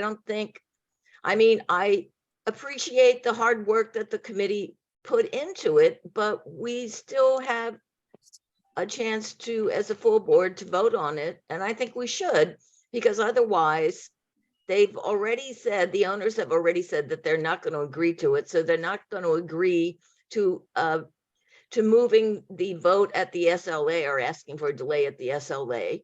They'll just go ahead and then we won't have anything in at all. So I think we should vote on this. That's all. Got it. Thank you. Go ahead, Damaris. So, I mean, my first question was whether or not, or when this was going to go before the SLA, but it's clear that if it goes back to committee, it will have already gone back to the SLA. So I understand that. So being that that timeline is not possible, I'm wondering, and I don't know if this has been done before, if there is a way to create like a conditional resolution or a version where we can go back, give them the option, and if they say no, then a resolution with denial goes forward and it's ready. And if they agree and they sign it, then a resolution, an alternate resolution goes forward. I don't know if that's a possibility, but I wanted to at least, suggest it for consideration. Thank you. Thanks, Damaris. Go ahead, Michelle. Thanks, Drake. David, why don't you try, what would you be amenable to this? Why don't you just do a flat out deny and say something like, if the SLA approves, we want these stipulations? That's about, well, that's a motion that we have never done before. We've always talked ourselves out of having it both ways. Like, we do not want you to pass it, but if you do it this way. I think this actually is much stronger. It's saying that, you know, there's one stipulation that was a bone of contention with the applicant. We want 2 a.m. and then let the SLA decide on that one portion of it. Right, I understand. I just can't, I don't know do you have any examples of when we have done something like this? Because I can't remember doing this in the past 2 years. Like something where we changed like in hours. Oh, at the committee? I can't. At the full board. Yeah, that's what I mean. That like, I don't think we've That's ever full done this where like we tried to get we've never, I can't remember an example of doing something like this where instead of doing a flat out deny change at full board, you did this kind of strategy with the hours that, you know, they wouldn't sign. So I think that's why we're kind of out of sorts here. So that's why I'm suggesting this maybe compromise, which maybe is not as strong, but would circumvent the timing issue. Well, it's certainly riskier. And people, the SLA is not going to misunderstand what happens. If we say they did not agree, but then they agree between now and when they're at the SLA, they're just not going to understand it. Let's not tie ourselves up in knots. Okay. Go ahead, Jeanette, and then July. And then Susan. Susan, I see your hand. I'm going to board members first. I think just the principle of writing this resolution as if they had seen the stipulations to sign. There are people who like get the stipulations and like say they're going to sign them at the meeting, but then decide not to, right? Like they need, I just don't feel comfortable given that the applicant already signed some stipulations that we're saying in this resolution that they disagree to some set of stipulations that they really truly didn't see before. So that's like my trouble here. I'm not like opposed to the energy of denying the application. I'm opposed to like the procedural element of this, which I'm hoping Susan will clear up. But remember that we give them the stipulations, then they sign them, and then we present the resolution as they've signed it. We are now changing the resolution and saying that they signed something or that they denied something else, which I think is materially different. I'm not saying it's a contract. It's not about that, but they're signing something materially different than what they're seeing here. Okay, Jeanette, for that. Okay, go ahead, Jamal.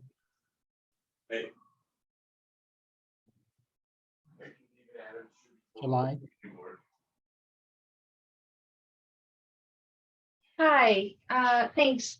I think we could just, go back to the applicant and say, hey, listen, the stipulation that you signed, the full board did not pass it. We're gonna, you want an approval from the committee and the full board? July, it's a little bit hard to hear you.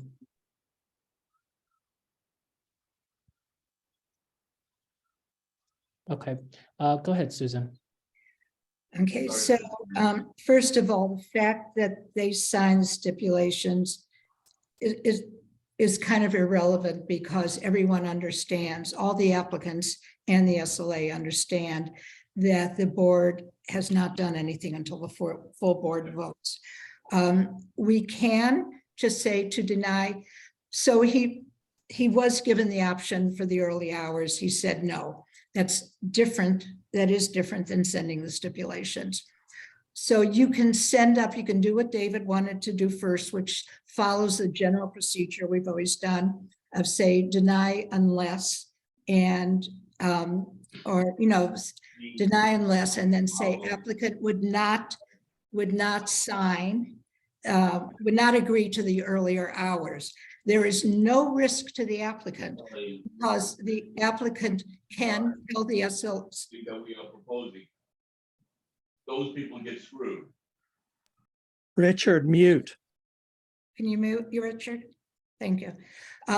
It's not any risk to the applicant because they go up the SLA and they'll say, either the SLA will say you can have later hours, or they'll say you can't, and then the applicant says, okay, I agree. So there's no actual risk. If you wanted to do something we've never done before, you could say to the applicant, listen, the board changed it. We're giving you an opportunity to sign the new stipulations. And they can say yes or no. You do not have to bring it back before the committee. The committee has already made the decision. It would just come back to the full board to amend the resolution. We have done things like that, not recently, but in the past, we used to, when people would they would actually change the stipulations and various things. It will not be heard in the next month. So you have time to do that. So to clarify, I think there's two options. Either to do a resolution saying the applicant, I would never, I know some boards do this. I would never say we want to deny, but if you approve, do this, because you're basically saying approve. It's just strategically not good. So you can either pass a resolution and send up, send it up without stipulations, or you can create new stipulations and give the applicant an opportunity to sign them, and then just put them on the vote on it next full board. Okay, David. Okay, let's go with this language.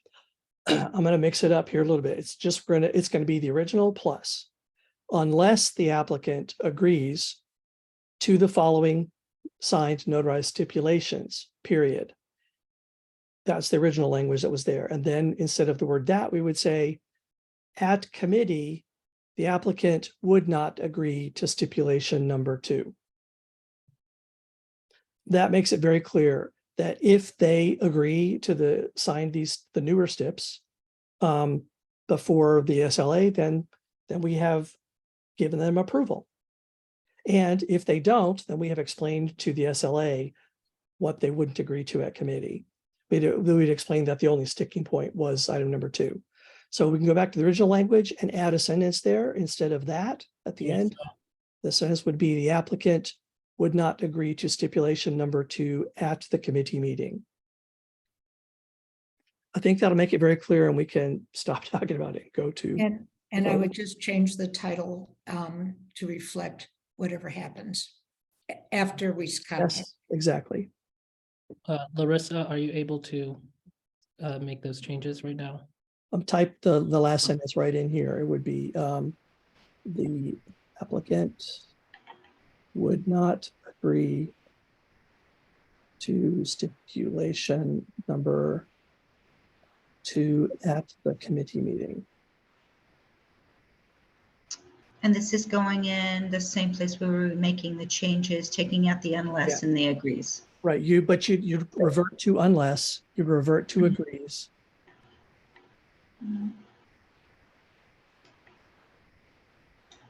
Okay, I'm copying that language. Because the applicant, unless the applicant, you can. So we're leaving because, correct? No, unless. That's Get rid of the word because. Hold on, I'm going to drop that language in. Well, that language And then I'll go there. That language goes at the very end for the word. Wait, I put it in the wrong place? Yes, get rid of what you just pasted. Okay, sure. Delete the word because. Okay. And change it back to unless. Okay, we have unless. You've got the unless there. You've already done that. Now go back to the next one, the applicant, where it says put the word agrees after the word applicant. Okay, so undo, so applicant agrees. And get rid of the phrase did not agree. And the phrase, okay, and the phrase stipulation number 2 in.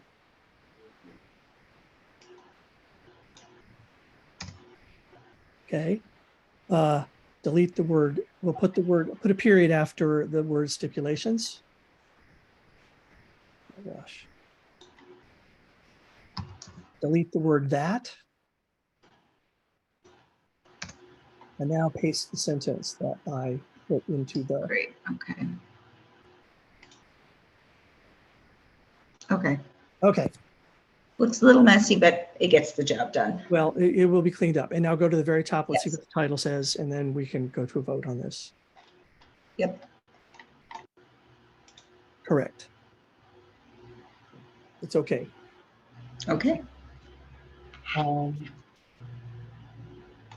Why would you be attaching stipulations? Susan, we've got the steps that we were just discussing, that we just put the words 12 a.m. and 2 a.m. into. This is, So you can't send the signed steps because it doesn't have that. unless the stipulations are agreed to. Why can we not send this? What is this? The What is? resolution is fine, but you don't have any stipulations to attach. Unless you want me, do you want me to send him a new set or no? I think we should, yes, we should give him Okay, the steps and okay. give him the opportunity to sign them. Okay, I did not understand that. That's good clarification.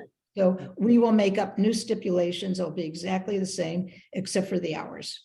Great. Herman, go ahead. Hold on, Herman. Just, Herman, you can unmute yourself. I'll try that. It's just a correction in there. Oh, It yeah. says 42 p.m. Oh, or 42 a.m. uh, Move it up a little. I can't see it. Larissa, scroll down for me to where we just amended, Sure. please. Thank Oh, you. there we go. Oh, yeah. Number 2. Cross out the 4. Cross out the 4. Yes. Just 2.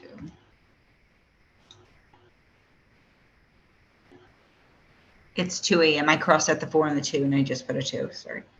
Yeah. See if we can just. Okay. Yeah. Okay. Thank you, Herman, for noticing that. All right. Let's move to a vote.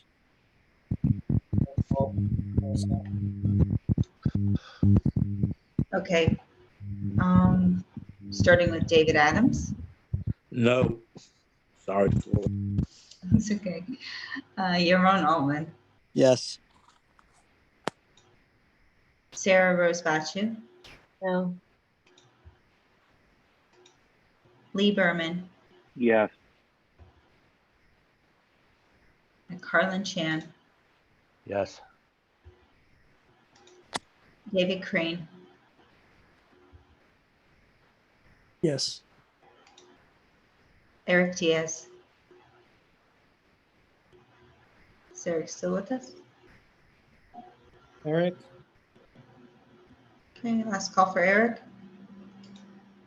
Tariq Durrell. Yes. Alistair Konomakis.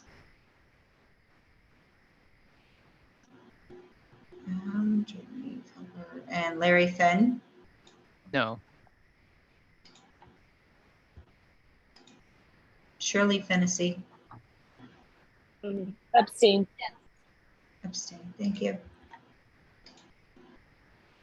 Catherine Freed. Yes. Ryan Gilliam. Yes. Jake Gold. No, Jake? sorry, no. Oh, sure, no problem. Thank you. Andrea Gordillo. No. Kenny L. Hernandez. Yes. Herman Hewitt. Yes. Trevor Holland.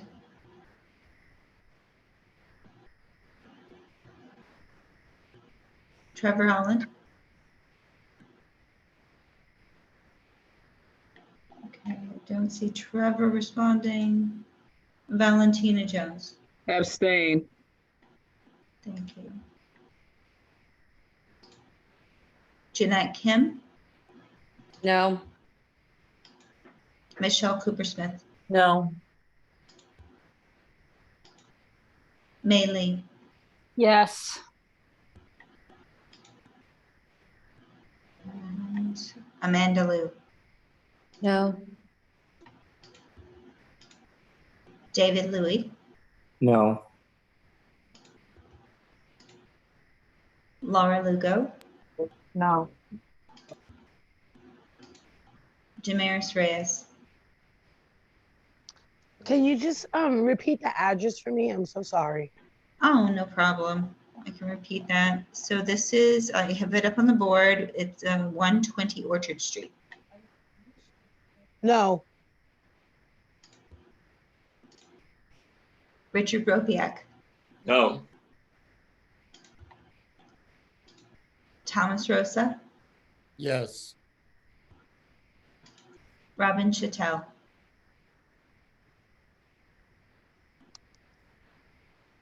Yes. Heidi Schmidt.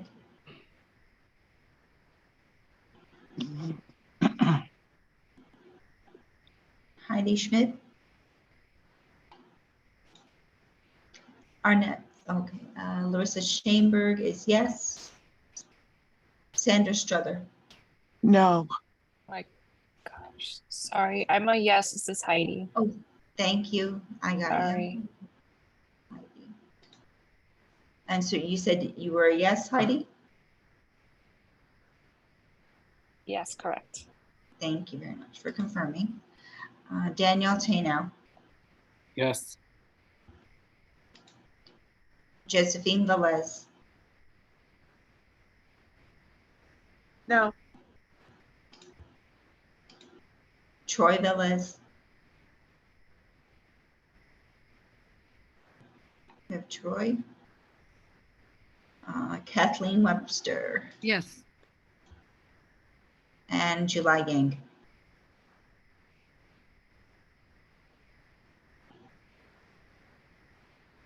July? Yes. Yes. Great, thank you, sorry. Okay. Okay, we have 17 yes, 14 no, 2 abstain.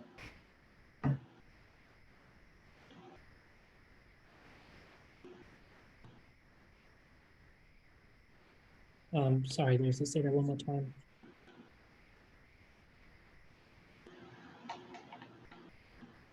Larissa, can you repeat that? Certainly.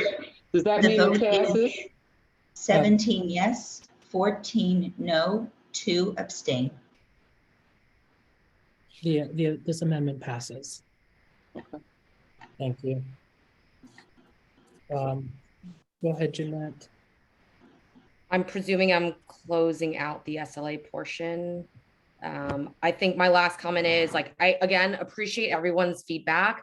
I would caution the community board to think about how we as a community represent the community at large. We get a lot of speakers and comments and signed signatures on petitions, and at committee, we spend a lot of time thinking about what's the real voice, what's the real balance of the community at large, not just of the people who come to speak, not just of the same few people who tend to oppose a lot of the applications.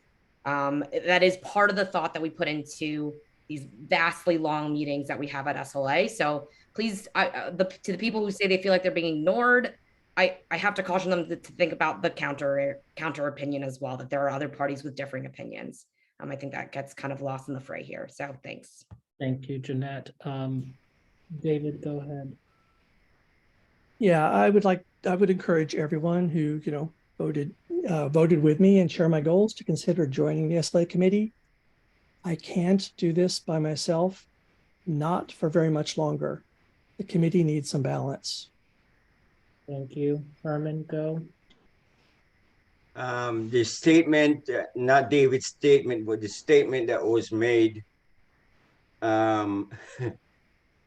is something that I think is incorrect.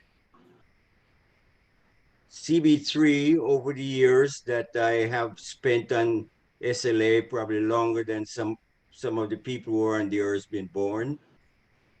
I understand that the majority of this community is against the proliferation of the abundance of liquor license. Okay, and I know being on the committee, my disappointment was the fact that there are people on this committee, and I'm saying it straight, that they never see a liquor license that they never like. Okay, and that's from my experience of the length of time I spent on liquor license. And the liquor license committee The people in this neighborhood is looking for this community board to step up and do their interests. And if one person show up, we're supposed to support or listen to that one person.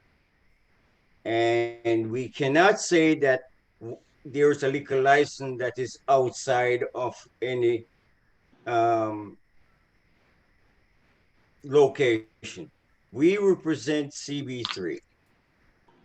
And whether it's sitting on 10th Street and First Avenue, we have to represent those people there. And a lot of people, especially like people from Chinatown, really does not come out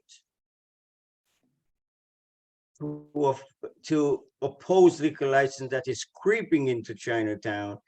And we have to realize that although they do not come, we have to understand that we have to represent them. And so I've listened to a lot of the conversation tonight, and I've seen community members who was bending backwards for 2 hours for a liquor license, arguing against the community wishes. And that has to stop. I mean, it's been going on too long to say that one person come out and oppose a liquor license and they do not matter. Okay, they matter. And it's the same thing we do in housing and economic development. The other thing is that I listened tonight, and it's as if committees, how hard they work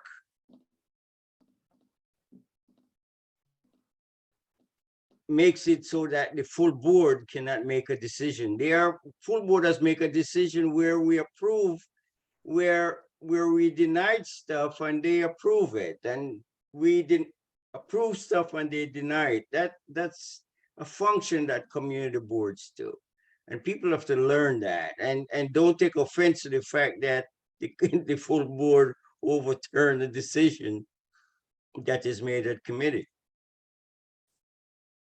That's how it works. The final word is at the full board, no matter what we decide in committee. Okay. That's all I want to say. I have more, but let it go. Thank you, Herman. And also, Herman, thank you for your service as well to the community board. July, go ahead. Thank you. I just want to ask in general, does CB3 as a board or the SLA committee as a committee of the board oversee the outreach and posting of liquor license applications? Because I live adjacent to one of the 3 applications that we, discussed the amendments for tonight. I was not aware of the application. And I worked for 3 years on the SLA committee for CB5, where, if my team were assigned applications, we oversaw the posting and outreach of to the community. Thank you, July, for that. I will take that suggestion, and I can answer that. Go ahead, Susan. Yes, we do. They are required to post notices on the premises for 7 days in advance, and they have to take a picture of the notice with a newspaper with that date. So yes, we should always, the committee should always be looking at that picture. When people tell us there's no posting, we tell them that they have to come back when they post properly. The petitioning also is supposed to be a form of outreach. Okay, thank you, Susan. Go ahead, Sarah. This is the last comment here. Thanks, Tariq. I also just added in the chat, July, where we have on the website all the applications for the public and board to review. I really appreciate Herman speaking because you have a lot of wisdom to share with some of the newer members like myself. And I do appreciate that when you have had comment that you've come to the committee meetings, reached out to the chair, and that outreach has been shared with the committee. That's very helpful to get that feedback in the committee structure. I wanted just to make 2 brief points. I think one, just everyone, just in the spirit of collegiality, this is such a thankless job. Many members of our committee are personally called out by the community and told that we don't know what it's like to live here when every single committee member on this committee lives in this community and is not immune to the challenges that liquor licenses can pose and that kind of business can impose on the community. So I know that you can join a community board with a lot of different types of vested interests in the community. You don't have to necessarily live there. I did want to point out, though, that our committee does live in this community and deal with many of these challenges. I will say for myself, I do not drink. I do not frequent a lot of bars, but I like to give the business that is coming to apply for a license a fair shake. And that's one thing I did want to highlight as my second point. When we try to make these amendments in full board, you all are not getting the benefit of the full information that was provided in committee. That includes getting to hear from an applicant, getting to hear the merits of the application from the small business that is proposing to provide a service to the community or benefit to the community. We also don't get to hear from the folks that came out in support or opposition unless they joined public session. And to be fair, those are limited spots. And it's very challenging to get people to come to community meetings multiple times over and over again. So I just want, to clarify for folks, I don't see the full board as the place that is where we should be bringing up this kind of discussion, because you're not getting the full information unless you attended the committee meeting or watch the recording, which I understand most folks, when they bring up these challenges, they have not. So I just wanted to add that to the discussion. Thank you, Chair, for allowing me time to speak. Thank you, Sarah. I'm sorry, Robin, we're gonna move on. Sarah was the last. I appreciate Tariq. Yes.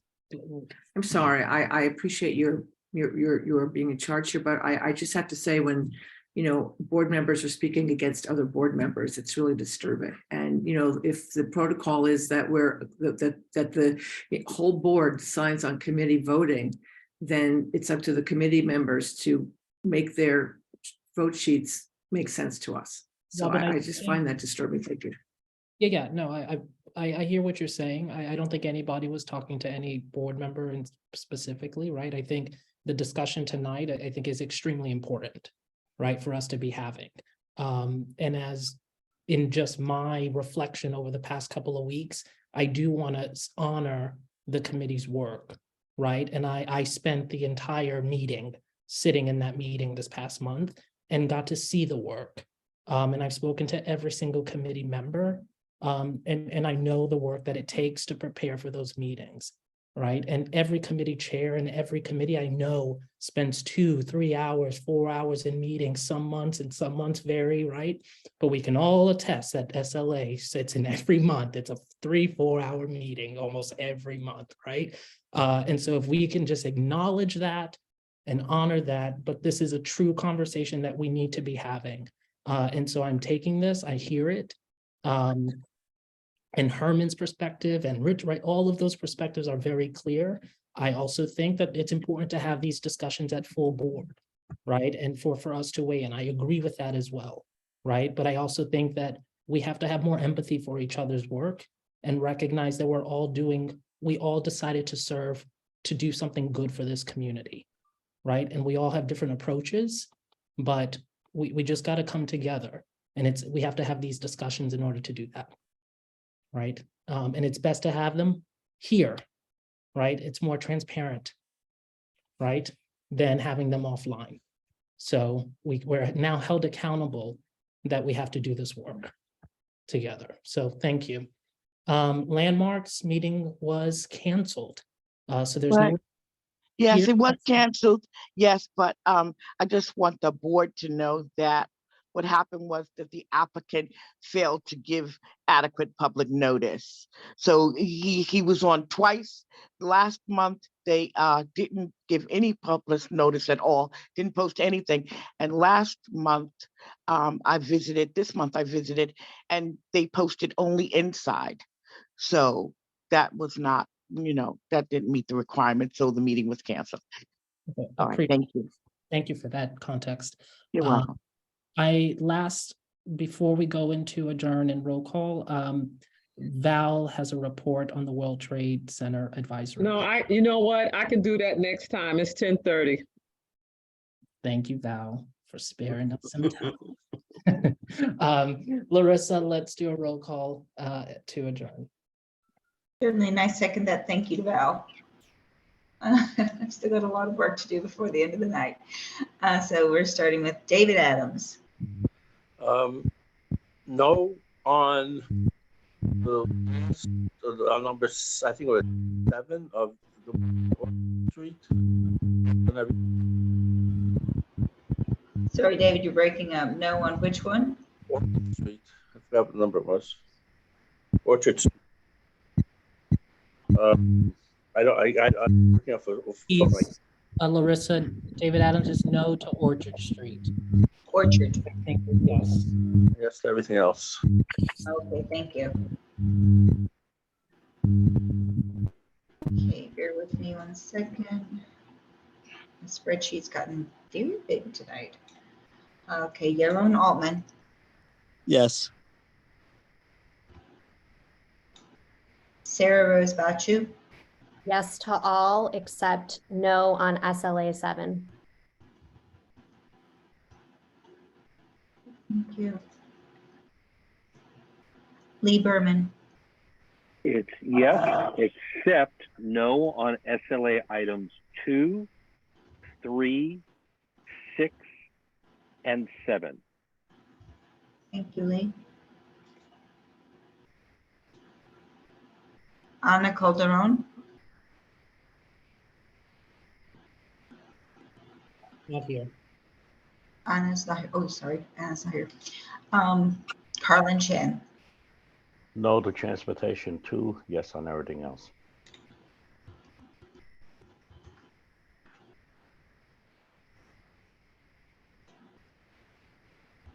Thank you. David Crane. No to SLA 6, and yes on everything else.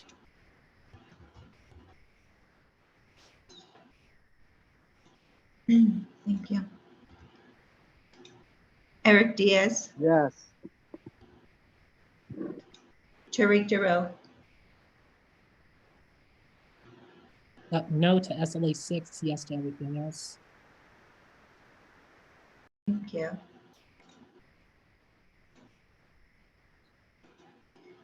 Alistair Economacus. You haven't heard from him. Larry Finn. No SLA 7, yes everything else.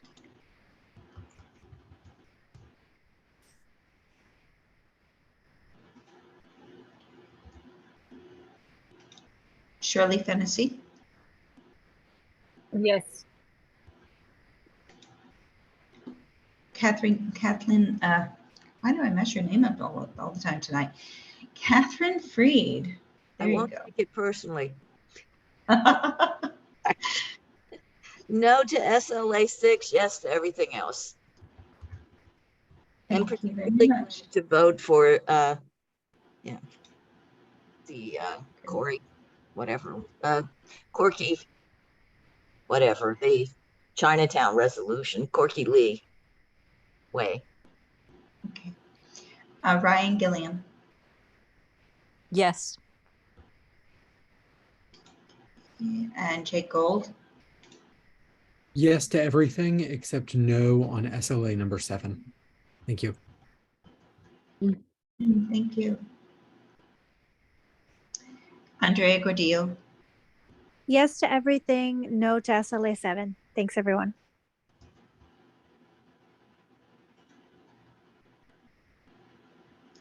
Caniel Hernandez.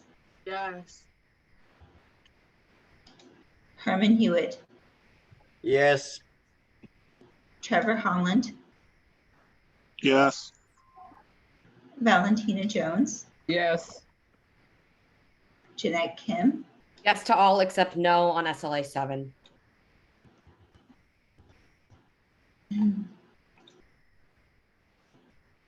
Michelle Coopersmith, Yes to everything, no on SLA 7.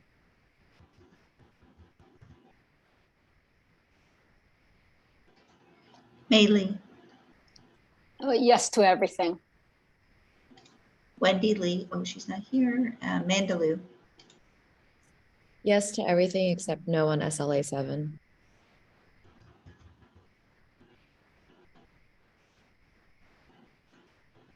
David Louie, Yes to everything, no to SLA 7.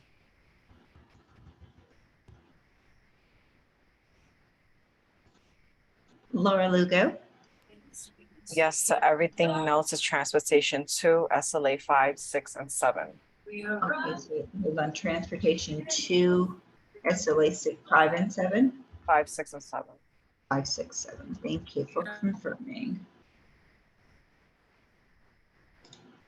Damaris Reyes, Yes to everything, no to SLA 7.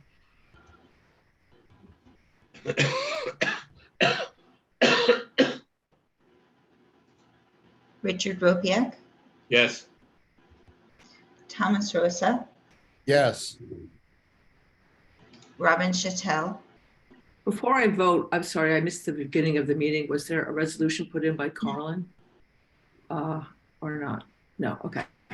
So, no on SLA 6, yes on everything else. Thank you. Okay. So now. Thank you. All right.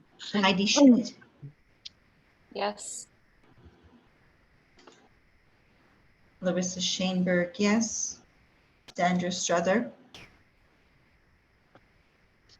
I'm sorry, yes and no to SLA number 7.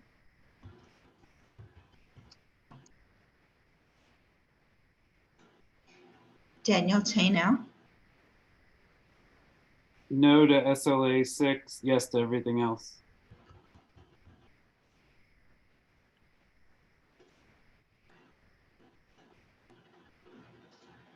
Josephine Velez, No to transportation 2, and no to SLA 6 and 7. Yes to everything else. Thank you. Good night, everybody. good night. Troy Velez,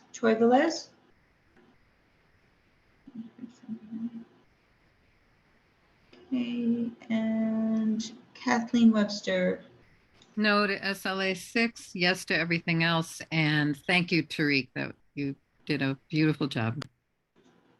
agreed. And July Yang, Yes. Okay, that completes roll call. Larissa. Yes. Lee Berman as modifying his vote. I missed Lee. It's okay. Yep. No, you're not. He's modifying his vote on SLA 7. Oh, he's modifying. I'm gonna Okay. do a yes. I think he has to say it though. I also got. You can change it from the chat. I think you have to say it on Take it from the the. chat. Okay. Give me a moment to find that. I'm happy to modify it verbally, Larissa. I'm sorry, on SLA item 7, I'm changing my no vote on 7 to a yes vote on 7. Thank you. Okay, so let me make sure I have it right. So you're no on SLA 2, 3, and 6, but you're yes on 7. Correct. Thank you. Awesome. Great. And Got that. Larissa, I got confused. I'm yes to everything. Okay, so Tariq, let me find you. Bear with me. I'm still learning people as well. So you want to remove your no to SLA 6, is that correct? Can I make one quick comment at the end here? Just make it a yes. Can I make one Yes. quick comment? I'm sorry, if everyone else could mute, I'm getting some crosstalk, I apologize. David, I see you. Give me 1 second. Let's get through this. Okay. Great.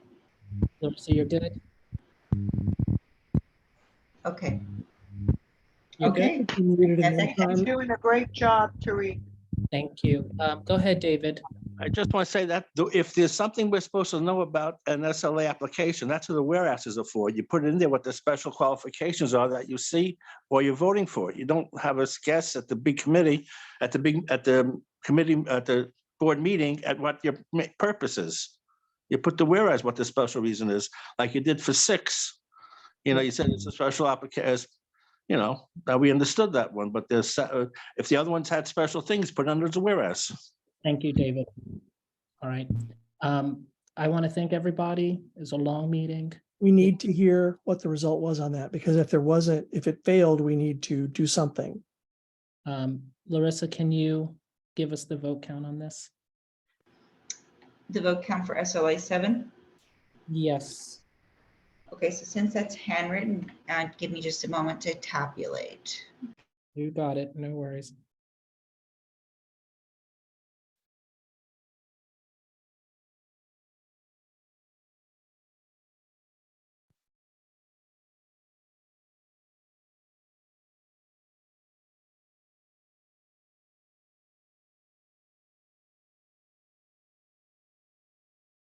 Okay, we have 12 no's out of the 35 total votes.